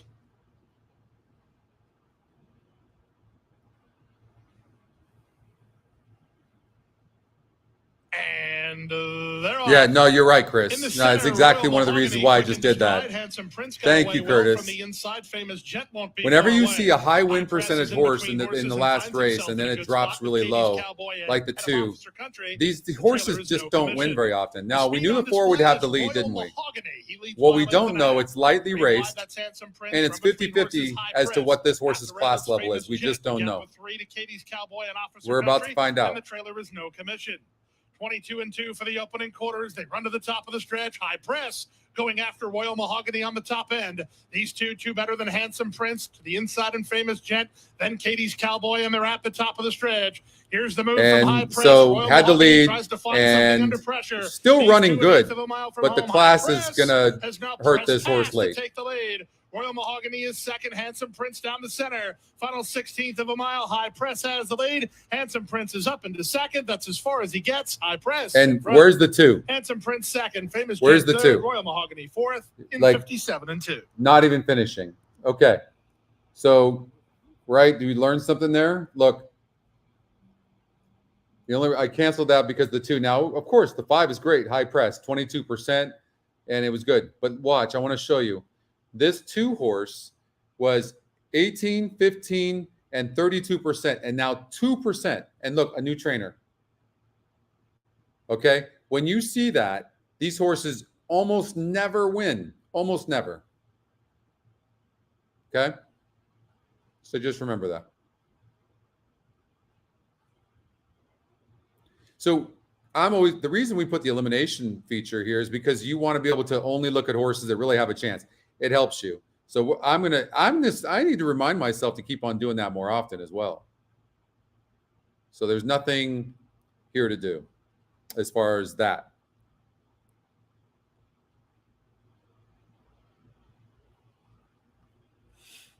So I'm going to play a pick 5. We got the mandatory payout tomorrow. Chris is right.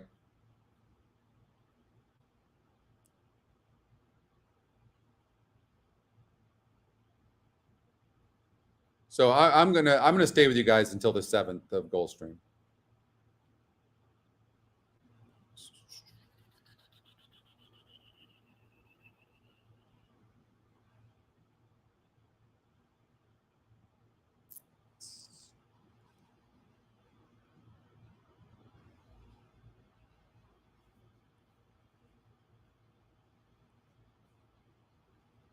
This is a nice workout here on July 24th, 9 of 41. 50 of 94 is not bad. I have a feeling, just a gut feeling, that this 3 can probably run. And jockey trainer combination, they've won 4 of 10. And really nobody else is getting any love. This second-time starter could run better for sure. And you look at the note, full of run late at the rail. So didn't get the best trip, Bedazzle Me, and this horse is the top pick. And from the outside post should get a better trip. Didn't show any speed, but it broke 6. So probably most likely going to show more speed in a race that doesn't have much speed to begin with. We talked about just the opposite, but look at this. This horse goes from 2% to 18%, and Jones has already won a race today. It's EquinEdge's second pick. I would watch out for the 5. So I'm going to say 3, 5, 9 exacta box. I like blackjack, Scott. That's just what I like to play.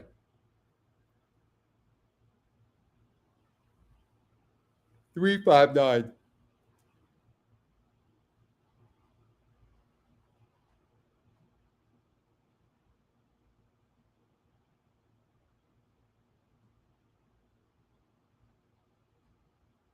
In with Secret Sunshine, one of the first timers, and Society's Cat looks well turned out, gate 3, and moves up.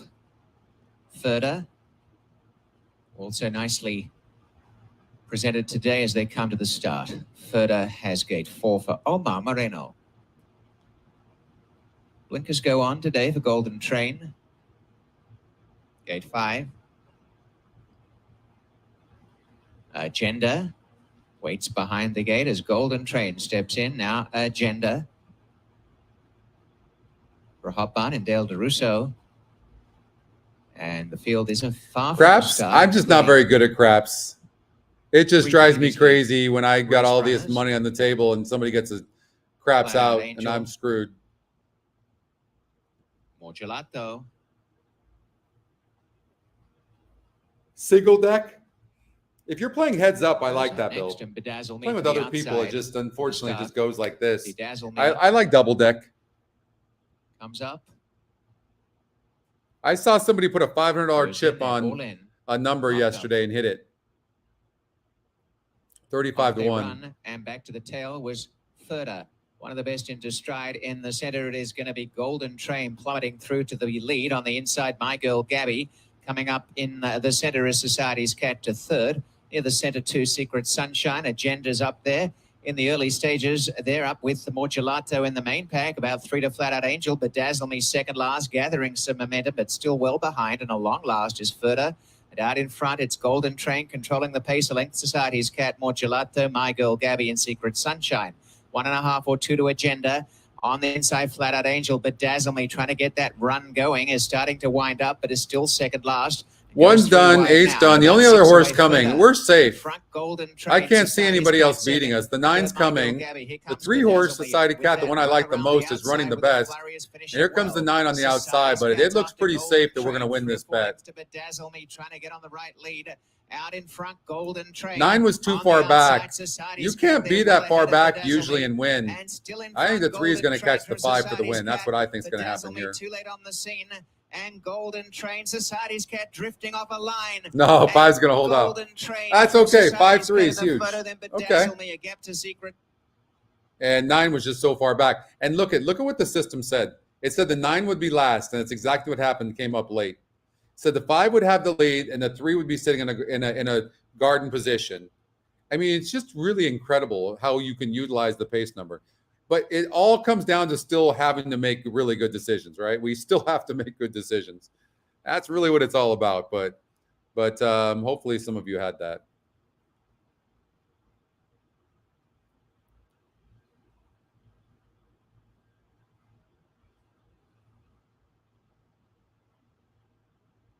$5-2 over 7-2. If I don't get $15 on that, I'm going to be upset.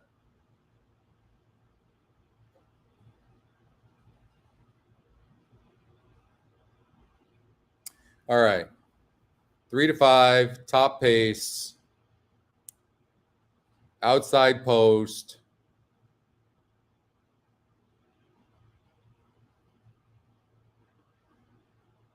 Needs the lead. 19. Okay. That's even better. I love taking horses like this. I love horses like this, and then taking a horse to come from behind. Get rid of these 1% horses. Let's get rid of the horses we talked about that were high win percentages and dropping. 32-7. So we're gonna get rid of this too. 25-6. We're gonna get rid of that 6. Okay, something like this. So we get the 8 on top, and you could do a trifecta: 8 with 1, 4, 5, 9, 10. You could do something like that. Or you can do an exacta. The 6th. Watch.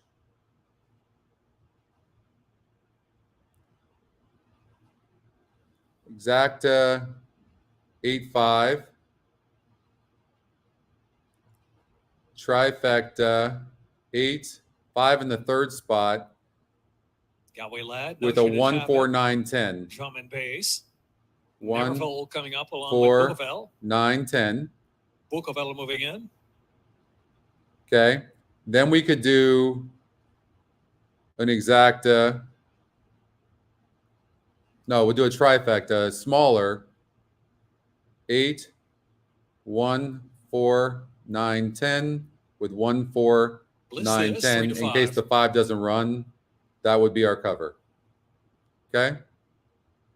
Awesome Dynamo. And Big Daddy DR.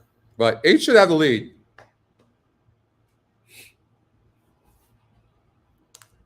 So Del Mar tomorrow, mandatory payout, or today, mandatory payout, going to be $4 or $5 million in the pick 6. Tomorrow, mandatory payout over at Gulfstream Park, and we'll put together 2 tickets right now. We'll watch this race over at Laurel, and then we'll look at doing a pick 5 over at Gulfstream. And tomorrow we'll play a pick 6 at Gulfstream. Well, I will. I'm sure many of you will. But let's get an 8-5 exacta. Or even an 8 with some of those horses we covered, those 4 horses with the 5 for 3rd.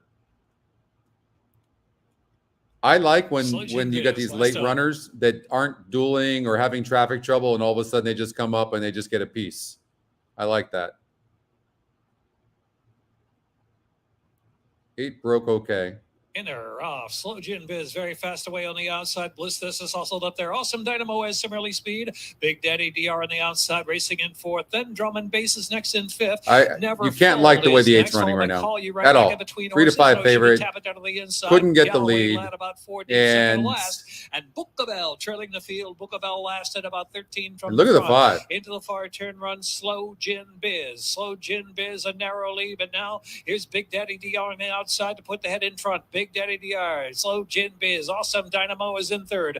Bliss This just to the outside of the top flight. Come on, 5. Fourth. Another 2 Call You Right Back is in fifth. Drum and Bass is next, followed by Notion to Tap It and Never Fold. Back to Galway, Lad Taylor. All right, we need the 9 to stop and the 5 to get up. The stretch, Big Daddy DR. Come on, 5. The outside, in between get up, 5. Battling along is 9 stopping. Come on. Back. Awesome Dynamo next and Call Come on, right 5. Back. Get third. On for a share of the far outside. Get third, Daddy 5. DR and Bliss This on the outside. Get up for third. Big Daddy get keeps up for going. third. Big Daddy DR. Big Daddy DR. Bliss This was second. Slow Gin Biz. Ah. Awesome Dynamo Call You Right Back. 8 runs good. Didn't have the best trip. 5 runs good. Gets fourth.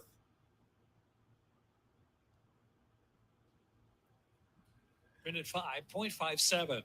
All right, so we had the exact. Okay, let's put together a pick 5, late pick 5. We were really close on that, weren't we? All right, pick 5 here at Gulfstream Park coming up in 17 minutes. Now, I covered this on the Hippica show, so I kind of have an idea of what's going on here. Just give me a couple of minutes.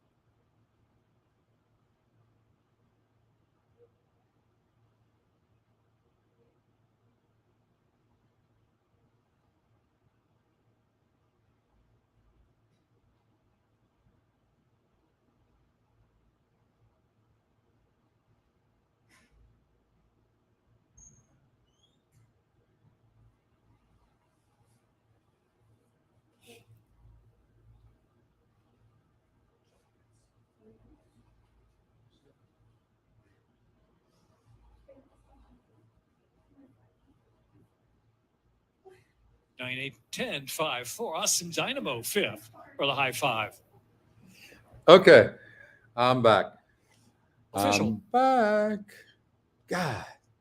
Top EquinEdge picks over Laurel too, 8 and 9. Incredible. And that 5 horse ended up running good at 20 to 1, getting fourth. You know, so like it really, we have the horses every darn time, don't we? It just really comes down to the betting. It just really does. Official. What's up, Razor? I'm sorry. Very sorry to hear about your loss. I hope you're doing okay. Your family's doing okay.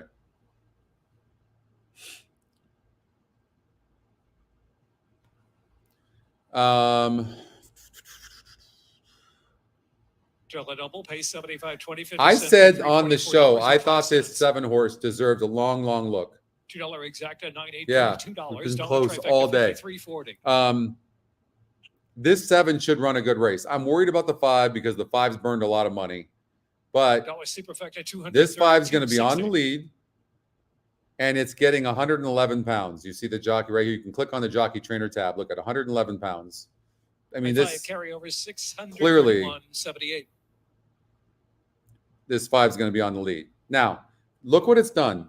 You have to look at this. You can't ignore this. 7 to 5 here, 5 to 2, 6 to 5, 9 to 2, and keeps on losing. But it does get 111 pounds, and it does have a big pace advantage.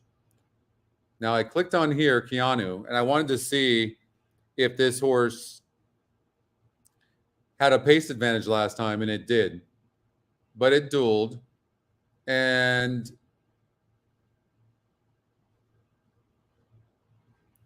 the horse that it dueled with was decent, right?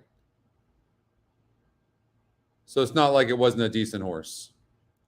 So, I mean, certainly this horse can go gate to wire. You'd have a decision to make.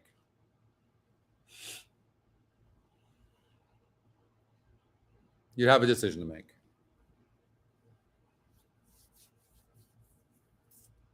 I've said all along today that I thought that this horse deserved a long look. I was really impressed with the win here on this horse. And Vasquez, interestingly enough, gets off of the 7, was on this horse both times. There's no way that Vasquez got taken off of this horse. And jumps on this 5.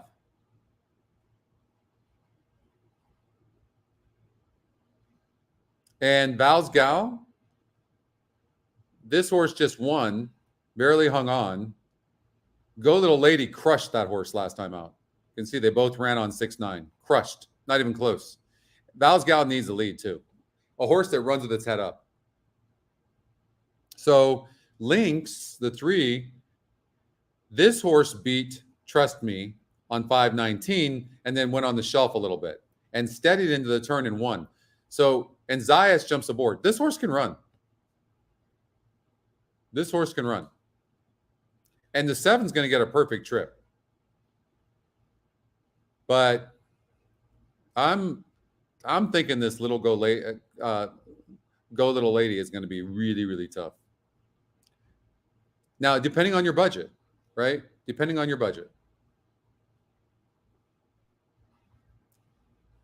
I recognize this 5 horse could go gate to wire very easily, but this horse has been stopping late.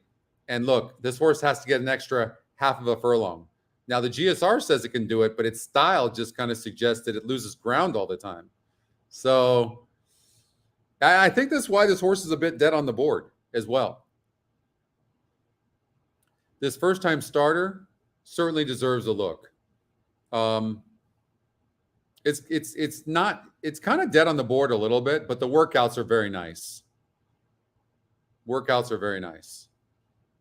But I think this horse can run. Hard to handle. The EquinEdge long shot crushes with first-time starters. Why not even take a chance, right? Why not? Why not do something like this? Well, and how about 29% on the one-horse beast market?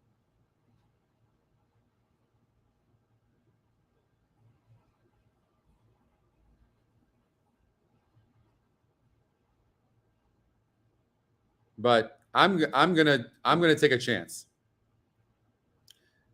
I'm taking a chance on the 7. I'm gonna play a small ticket.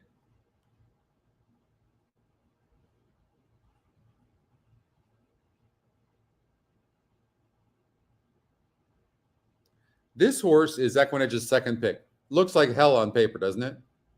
This is why it's so important to just trust the numbers. Can I see it? No.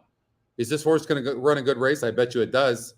Will it win? I don't know, but maybe you should just add it just in case.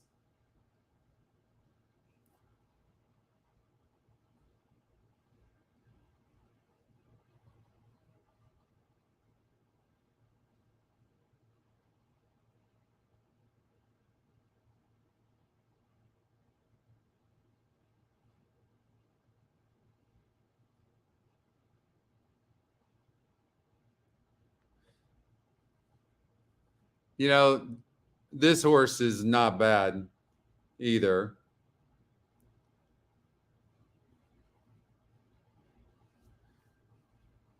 Maybe this is a horse, if you're spreading, you should just use a little bit.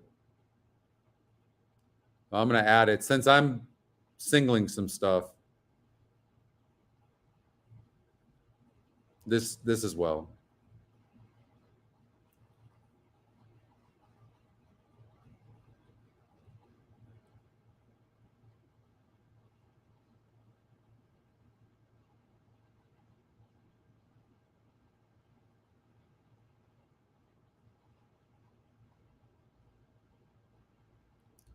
And I can't say the 14 can't win. So, okay.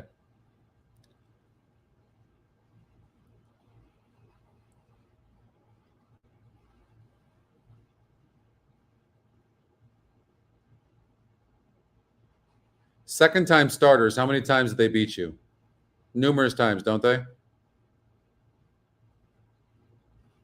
So in a race that I'm spreading, I can't leave out a horse like that.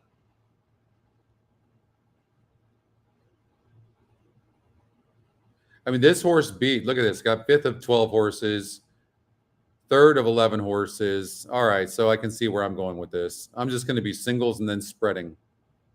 Can already see it.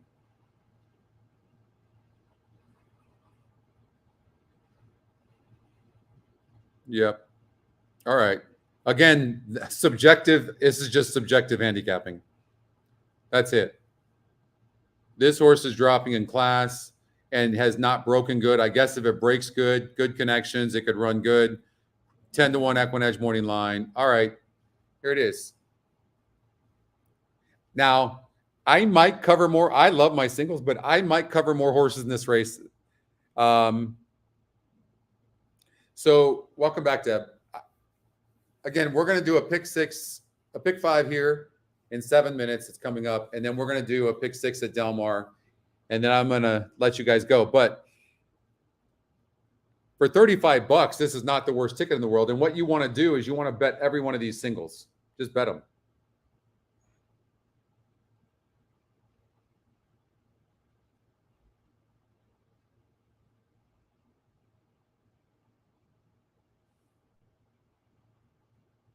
So before I change my mind, I'm just going to play this real quick.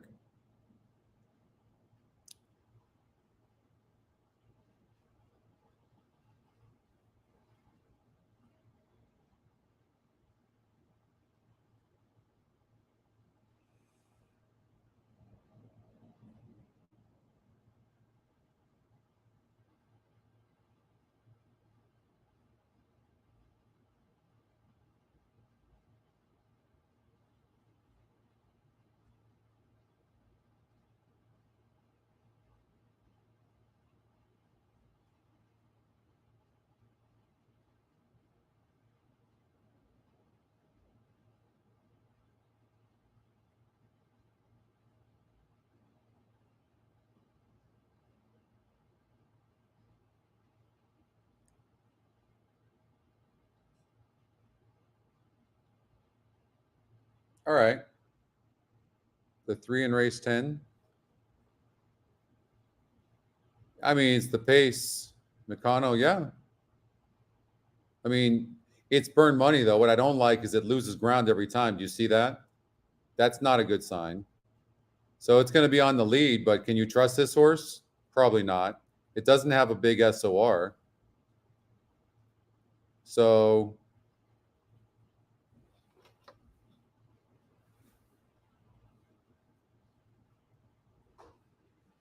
they're coming onto the track. Now I'm going to do like a cover, pick 5. So I'm going to do, I'm not going to use the 7. I'm going to use the other horses. I'm going to use the 1, 3, 4, 5, 8.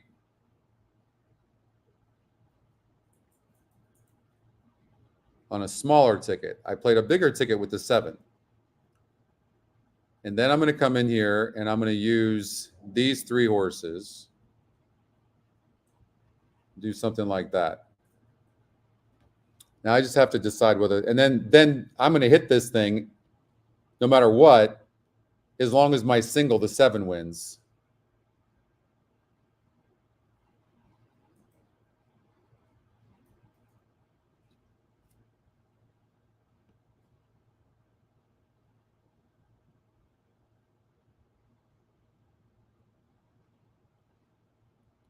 You know what? I might as well throw this 7 in here as well.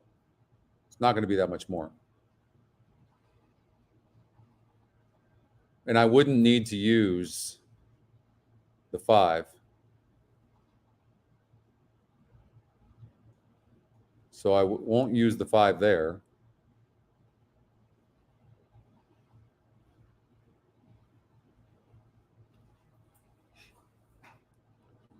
Now that's a smaller ticket.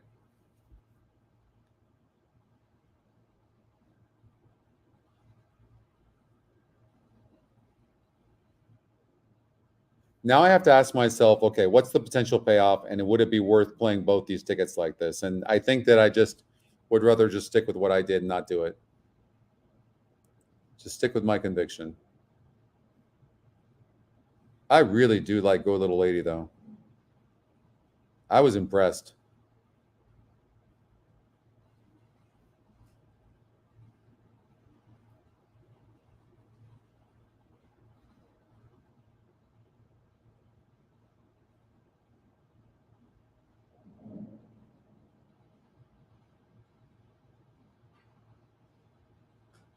The EE long shot, which is the 6 horse. Yeah, I thought that horse deserved to look as well.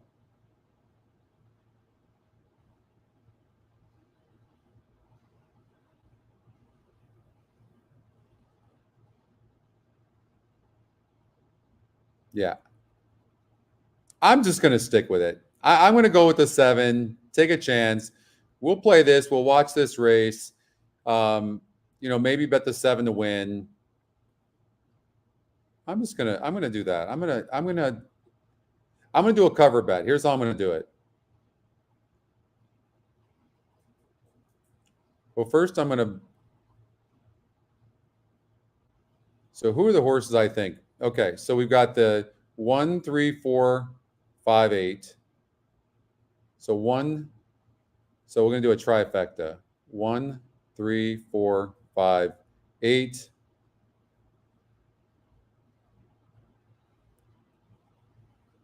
With 7, with 1, 3, 4, 5, 8.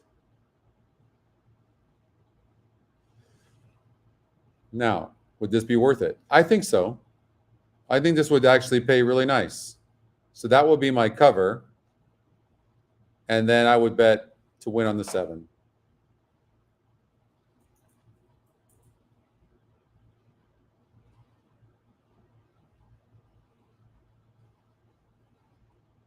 All right, so after this race, we'll go straight to Del Mar. We'll finish up that pick 6 that we started. Mandatory payout over at Del Mar.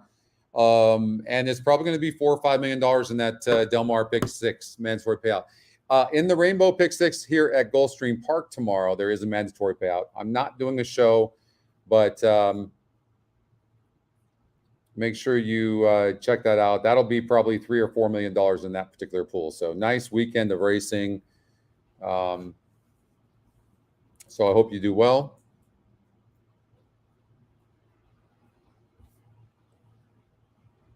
I'm taking a chance on singling this 7.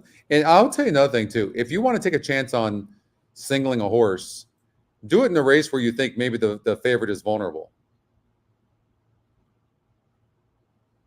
At 6 furlongs, even at 6 furlongs, I feel like the 5 maybe would stop.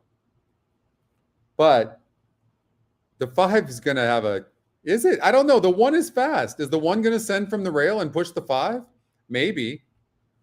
That going to set it up for the 7 horse? Maybe. The 7 has the top GSR by 5 points. Hard to handle. EquinEdge long shot. David Falks and Miguel Vasquez. This horse's workouts are very, very nice. I'm not seeing any gaps at all. I like that.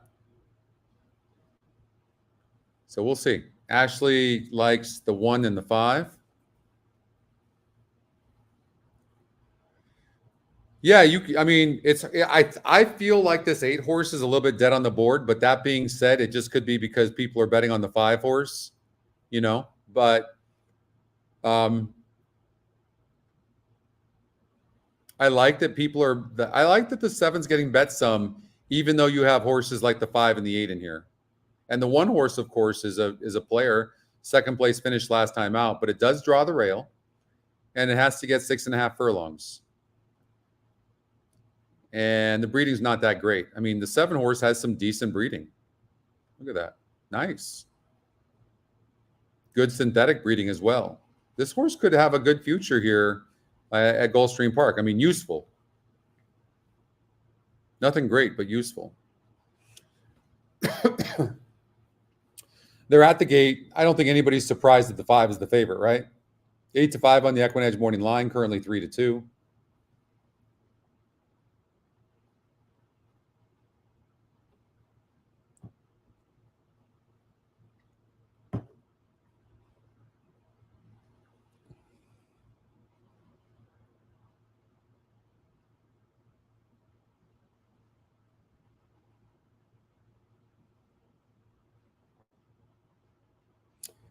For me, in singling the 7 horse, I'm clearly hoping that the 1 pushes the 5, that the 5 and the 1 duel. That's my hope as they load into the gate. Here's race number 7 from Gulfstream Park.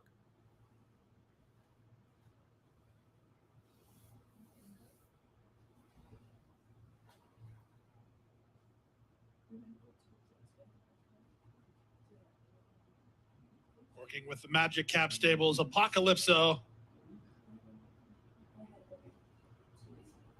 Backing out Dream On Baby. She backed herself out in truth.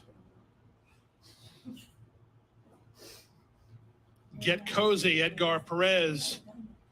He rides for trainer, I'll say D'Angelo.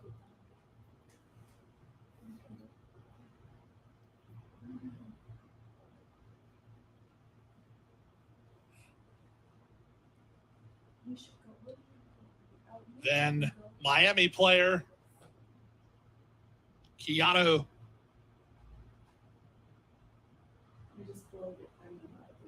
Keanu in the white and green of the Arundel Farm. On the outside, Bad Henry will complete the line. Bad Henry in the yellow cap. Set for a start. A late pick 5. And they're off. The favorite Keanu was quick off the blocks. Moving to take him on are both Apocalypso and Hard to Handle, and these 3 go quickly. They were a length and a half better than Miami Player. Splitting horses 51-50, and at the rail, Beast Market is in hand and improving in traffic. A gap of 2 to Get Cozy, who's ahead of Dream On Baby and Affy Kid. Bad Henry's out in the center. They make their way to the half-mile point. The speed is Keanu. He's in front to length and a half. Apocalypso on the outside. Beast Market is at the rail. He's on hold. In between horses and Hard to Handle, 2 back to 51-50. Then it's Miami Player racing ahead of Get Cozy and Bad Henry. Then Dream On Baby and Affy Kid is last. Around the far turn they go. No rest for the weary here. Keanu has been pressured throughout. From the outside, Apocalypso is in hand, and now he's in front. Looking for racing room is Beast Market. He's been patiently handled. Now he needs to find a way out. Running home from the outside, 51-50 in the Smith Ranch colors, and they're at the top of the stretch. Apocalypso has the lead. Beast Market's not clear yet. From the outside, that's 51-50, and they straighten for the drive. Here comes 51-50. 25 down the to 1. center. Under a full head of steam to challenge for the lead, and Apocalypso tries to turn him away. 25 to 1. Apocalypso's very game. 51-50 right alongside. Apocalypso finding 8 held him off. I mean, what a race. 7 got third. Turned away 51-50 in a good one in 118-2. Oh, you're up a little bit, Bill. Good. Oh, man. I tell you what, that 7 did not get a good trip, and that's because the 8 was pressing on the outside. So the first time starter was live. Not a surprise. It just was live. All right, so now, of course, I'm gonna focus on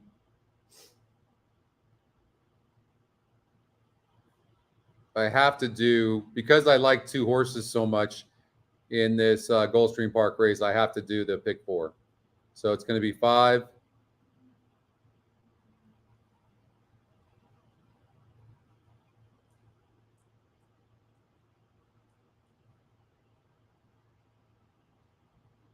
Seven in here, Awesome Strong.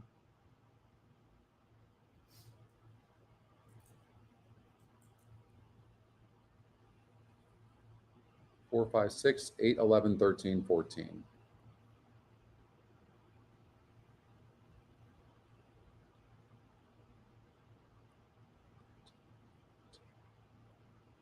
And all.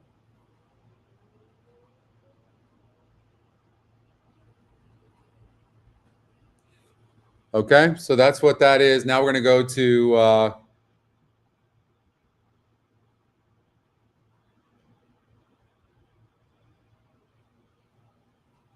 I like the 7 and the 8, but I like the 7. That's the horse I bet and singled. But the 8's first time starter, and not a surprise. And we said that the 5 was going to be vulnerable, and the 5 was. So 1 on the rail. Thought the 1 and 5 would duel. It's exactly what happened. And the 8 sat a perfect trip on the outside. So comes down to betting.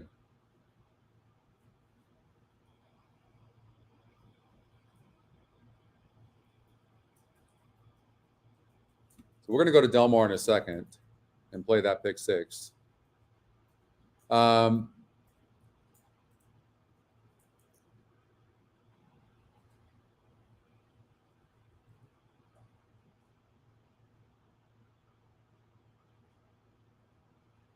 I mean, this is an absolute grab bag, right?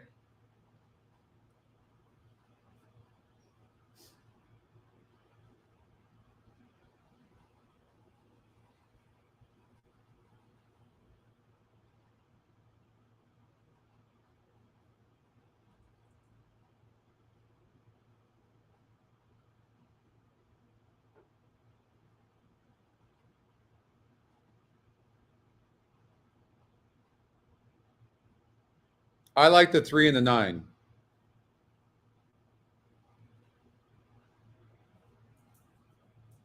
I like the 3 and the 9 over at Laurel Park.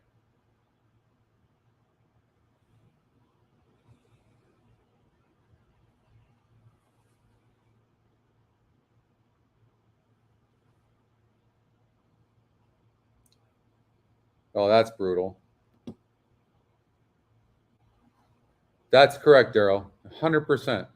That's right. That you have to stay steady on the amount that you bet.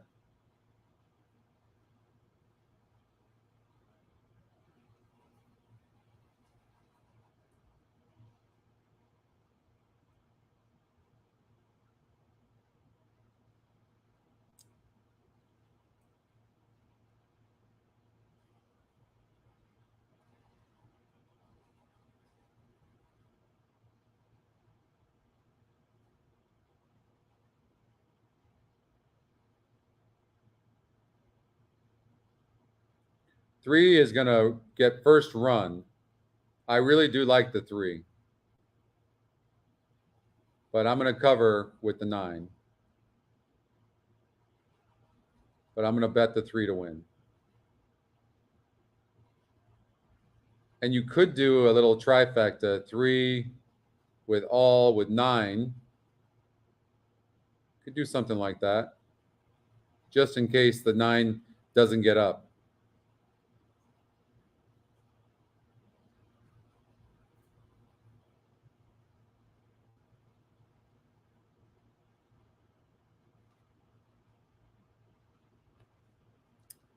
This is the searching stakes, non-graded stakes race. You got it, Van. It's my pleasure. So we'll watch this Laurel race, and then we'll finish off the pick 6 over at Del Mar. Hopefully we can get this 3 home and the 9 second or third. 3's a EquinEdge long shot. It's 29%. It's a price play, and it's got a really nice GSR. Right? Don't forget, when you're looking at these metrics, they don't have to be the top. You're just looking for horses that are at near the top in a few categories, maybe 3 or 4 categories. And if you don't see that and you see, okay, one of them has a top GSR, the other one but it has a top win percentage. And then if they're different, then that's probably telling you that it's a wide open race. Okay. The 3 horse does a lot of categories here. EquinEdge long shot, price play, 29%, the top win percentage. 3rd top GSR. It's good.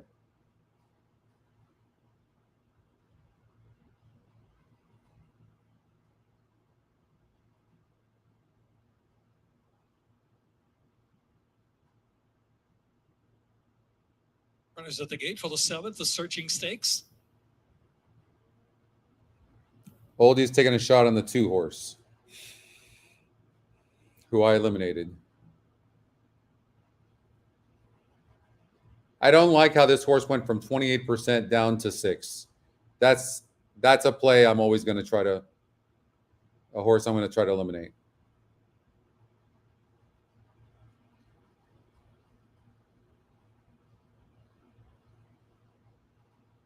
Music Amore. But Oldie's good at using these metrics, believe me. I go away from them sometimes. Taswaya moves in.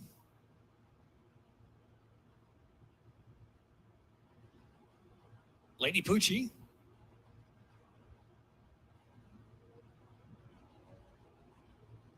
Pharaoh's Song. I'm not sure.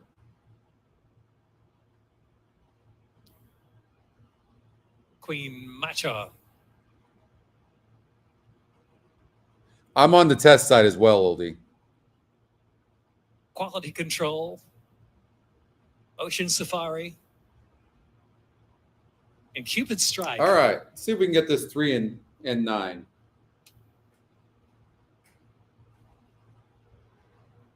Oh.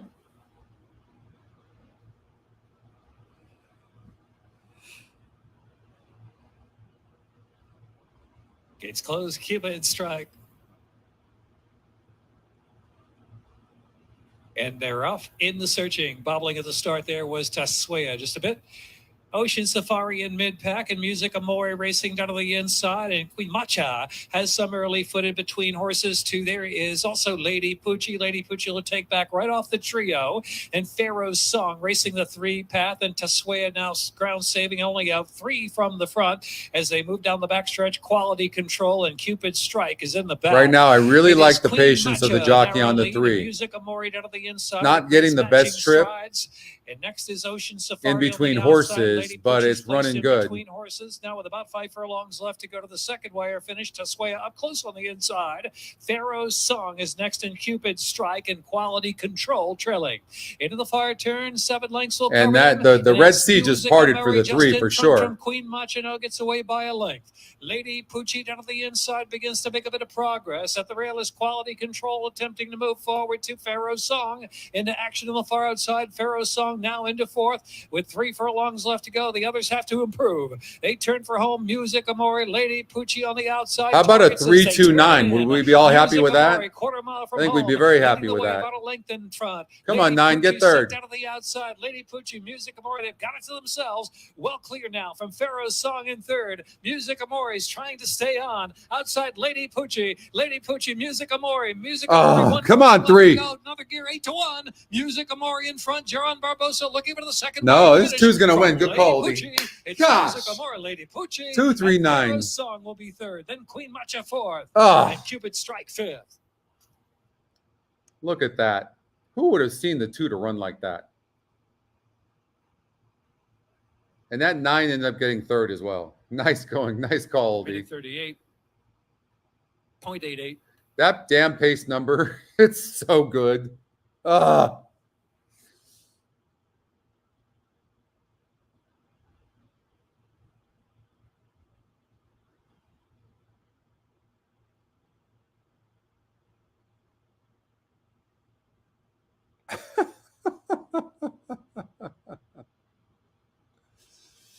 Oh my God.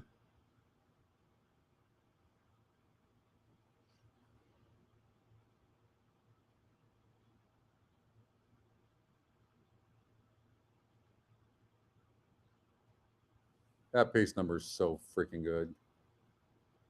Look at that too.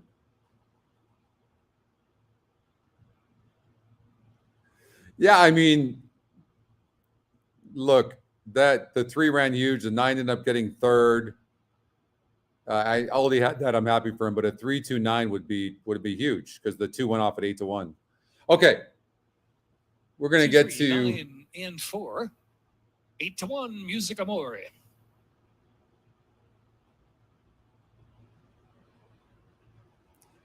Delmar. Pick 6.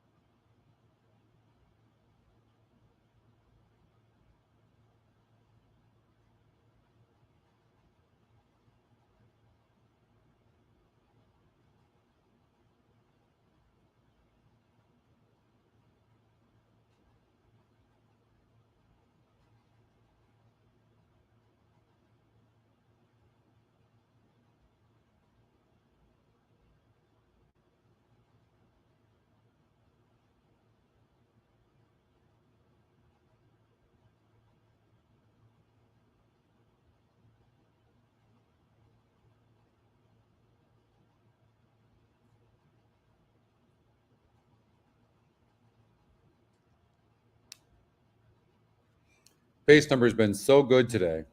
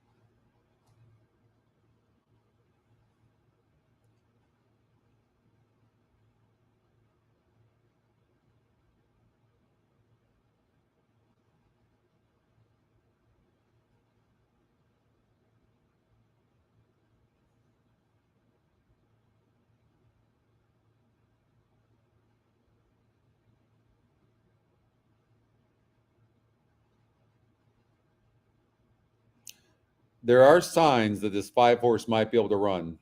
So you might want to not, even though the EquinEdge morning line doesn't like this horse, I would be careful. I don't know. Oldie likes the 7. It's 9-5 on the EquinEdge morning line.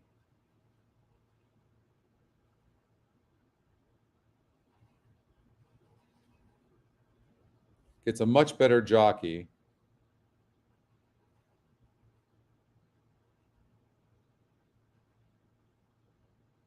Been facing better horses in the last couple of races. You just don't know about these first-time starters, but yeah, I would leave out that. You just don't know about the first-time starters.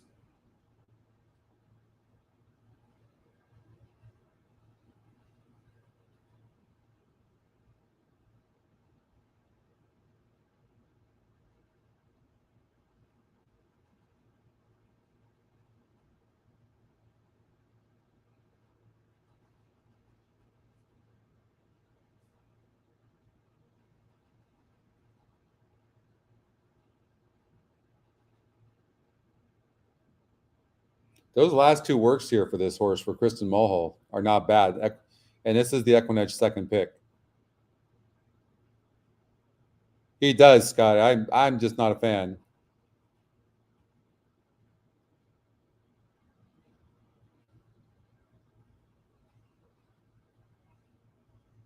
Wait, what happened?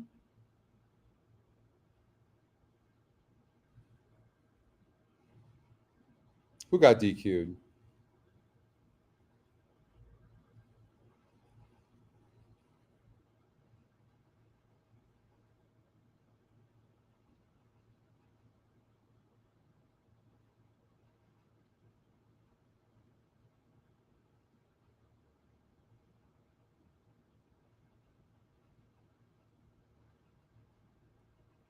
$32 exacta. That's a nice exacta.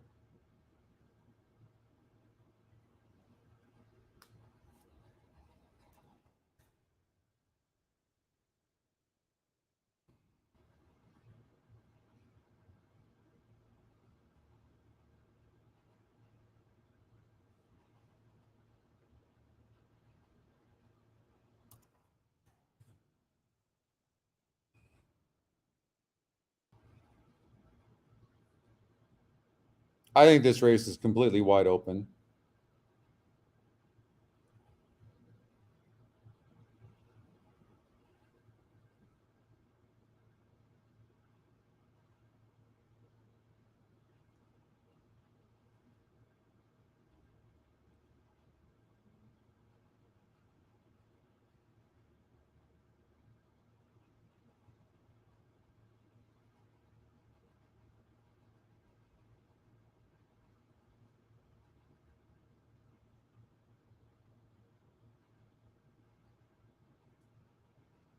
Second off the layoff.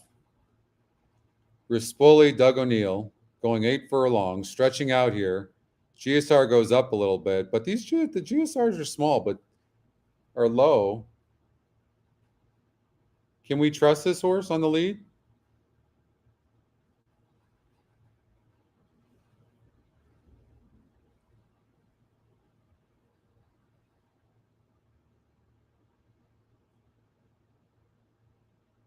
Should the 4 be a single?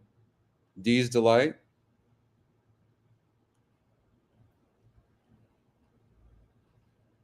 This horse broke its maiden last time out. It's very consistent. Not for sale. Mark Glatt. EquinEdge second pick. Ice Queen.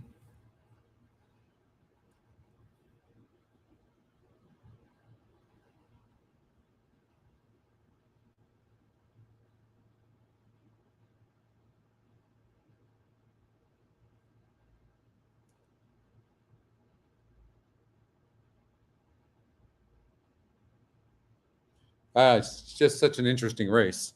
I mean, 11, not likely.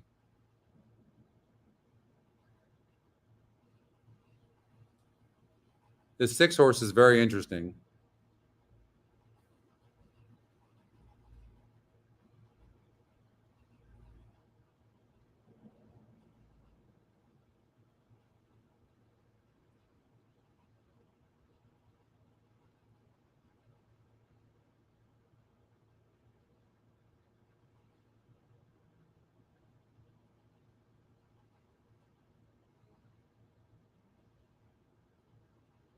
Oh, thanks, Bill.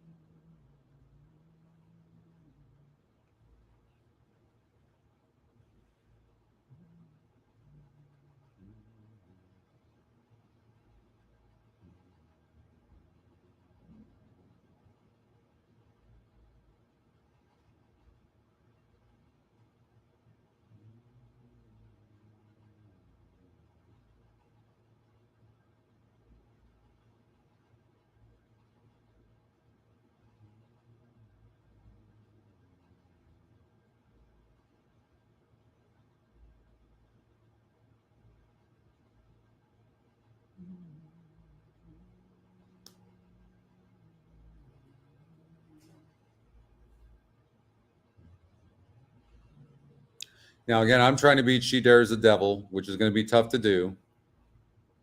That's what I'm trying to do. Maybe take Private Mission with all that speed. 2 for 2 at the surface and distance. I don't like against lesser horses last time out that this horse lost ground at the end. I didn't like that. This horse gets tired late. You see that? That makes me worry a little bit.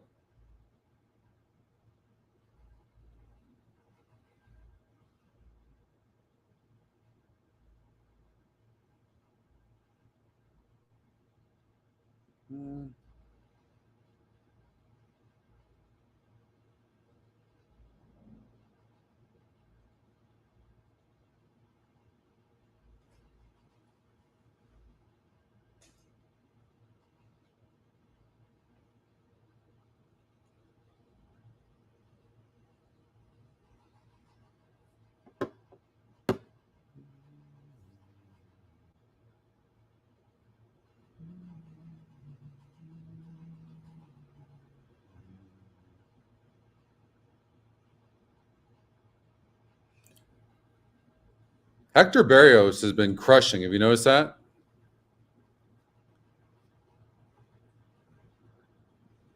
I might just spread here. Might just spread.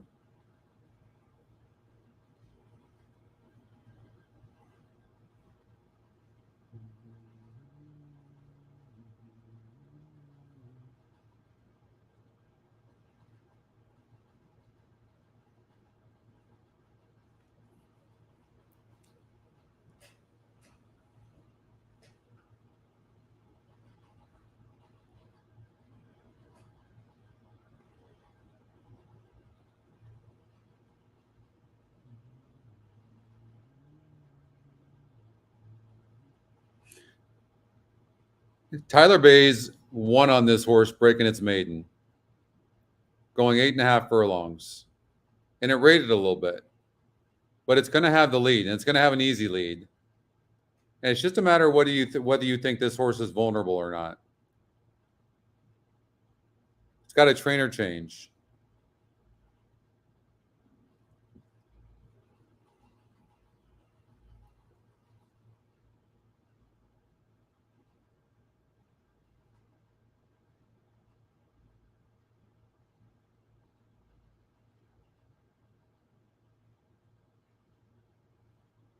This horse had issues in its last race. And then the race before that, it only faced 3 other horses. So you can't love that. Paul Aguirre takes over, though, and Paul Aguirre is somebody you have to watch out for. Very sneaky.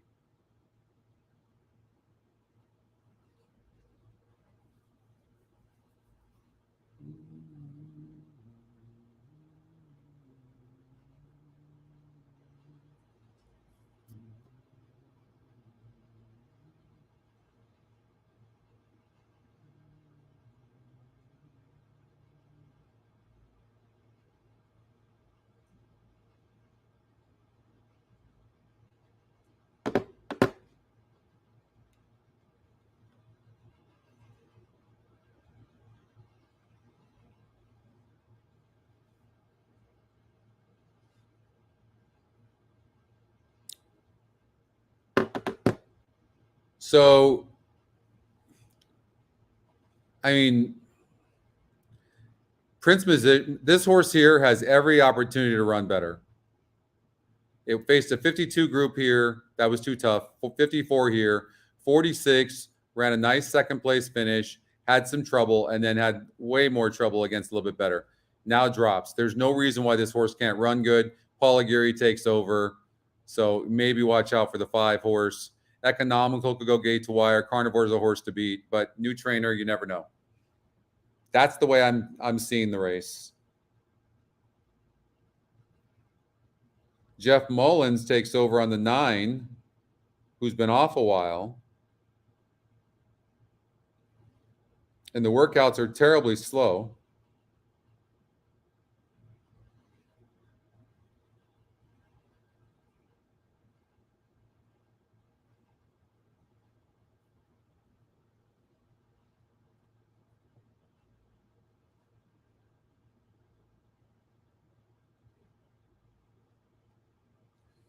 All right, so you can just take a picture of that and kind of work from that. I don't really see a single in here. I really don't. I will say this, for a horse of this caliber, like this, who's probably better on the lead and couldn't get the lead last time out and still won. Maybe we're looking at this wrong. To have this kind of pace advantage and this kind of class, maybe this is the single. Maybe this is the single. Yeah. I'm going to go this route. I'm going to take a chance here.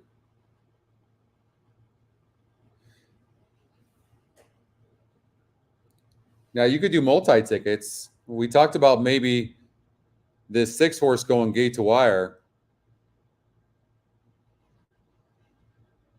Economical. This horse just couldn't get the lead against better horses last time out. Throw that out. And pressed inside from the 2 hole at 25-1. Now it's 7-1 on the EquinEdge morning line. Great connections. This 6 could go gate to wire.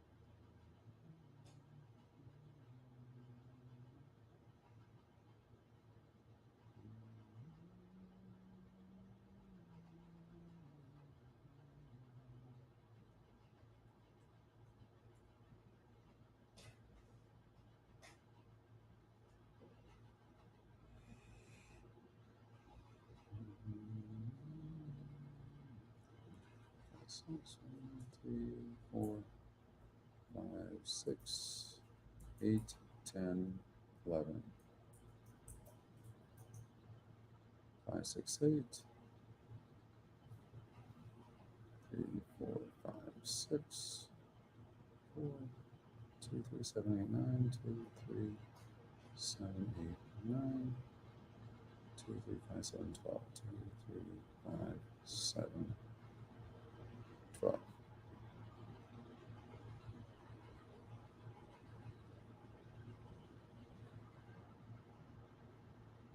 Where is a good place to bet? TVG or Express Bet are good places to bet. They're both great. Gulfstream Park race number 8. Jorge Delgado does and I love the tremendous work 5. with these two-year-olds. This is going to be a 5 over 30%. 3.7. She's 6-1 on the board, so pretty close to that morning line price.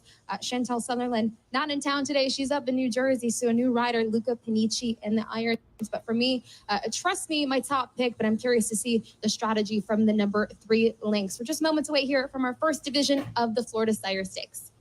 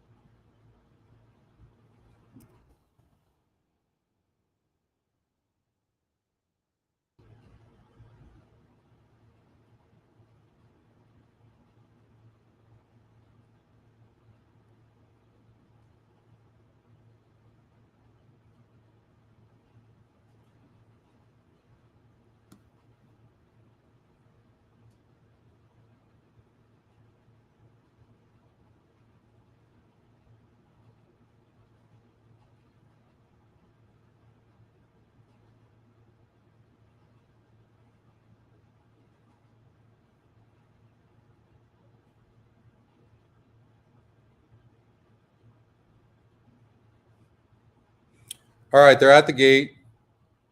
You saw the Del Mar pick 6. I'm singling the 4 horse in race number 9 at Del Mar. Okay, this will be the last race here at Gulfstream Park. This is a single for me in my pick 4 at Gulfstream Park. The 5, I was very impressed with this 5. I think it's going to be 5 over 3.7.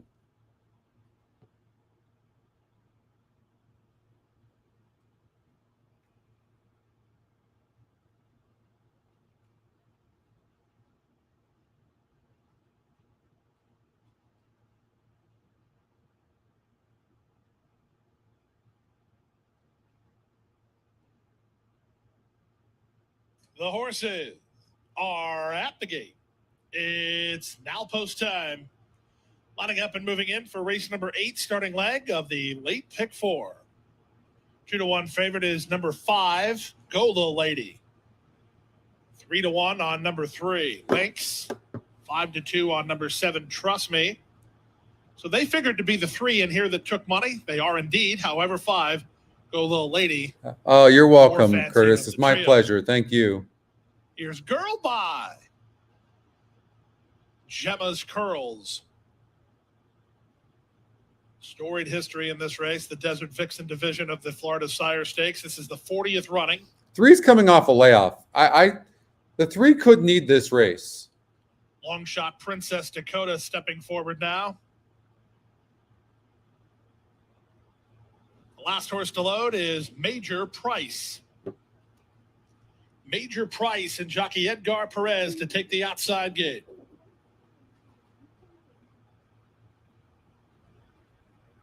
They're in the gate. And they're off in the Desert Vixen. From the center, it's Girl Bye and Go Little Lady, the first 2 to break. Gemma's Curls comes away in third. Trust Me, beating for speed while out in the center. Val's Gal is next, and splitting horses is Lynx. Back between runners goes Miss Aria. These top horses are going quickly. The 2 at the back are Major Price and Princess Dakota. They go to the half-mile point. Go Little Lady has plenty of pace company from Girl Bye up to the outside. Gemma's Curls is a 3-wide third. Good tracking spot for her under Panici. And there she goes. From fourth, that's Val's Gal. Fifth and driven is Trust Me. Lynx will have to pick up her ball game with 5/16 to go. Gemma's Curls has now taken That's the EquinEdge long shot. Confidently handled. Sonny's got Trust Me rolling on the outside. Val's Gal's in traffic. Lynx starts to find her When best you run, go and you they're try out to the get top the of lead stretch. with like the Less 5 than a quarter did and you mile don't to get come it, in the Desert Vixen. it's Gemma's brutal. Curls needs to go to work and try to re-break. Down the center and Trust Me. Battling back is Go Little Lady. There's an 1/8 of a mile to go. Luca Panici trying to get 1 more furlong from Gemma's Curls. Lynx is a danger down the stand side. Here comes Lynx. Lynx has to alter racetrack, but she's closing ground. And Lynx runs down Gemma's Curls to 3, win it. 6, 7. Third is Trust Me. Fourth is Go Little Lady. The Desert Vixen. All right, you guys, collects I'm out. Arundel Farm. 3 gets the win. And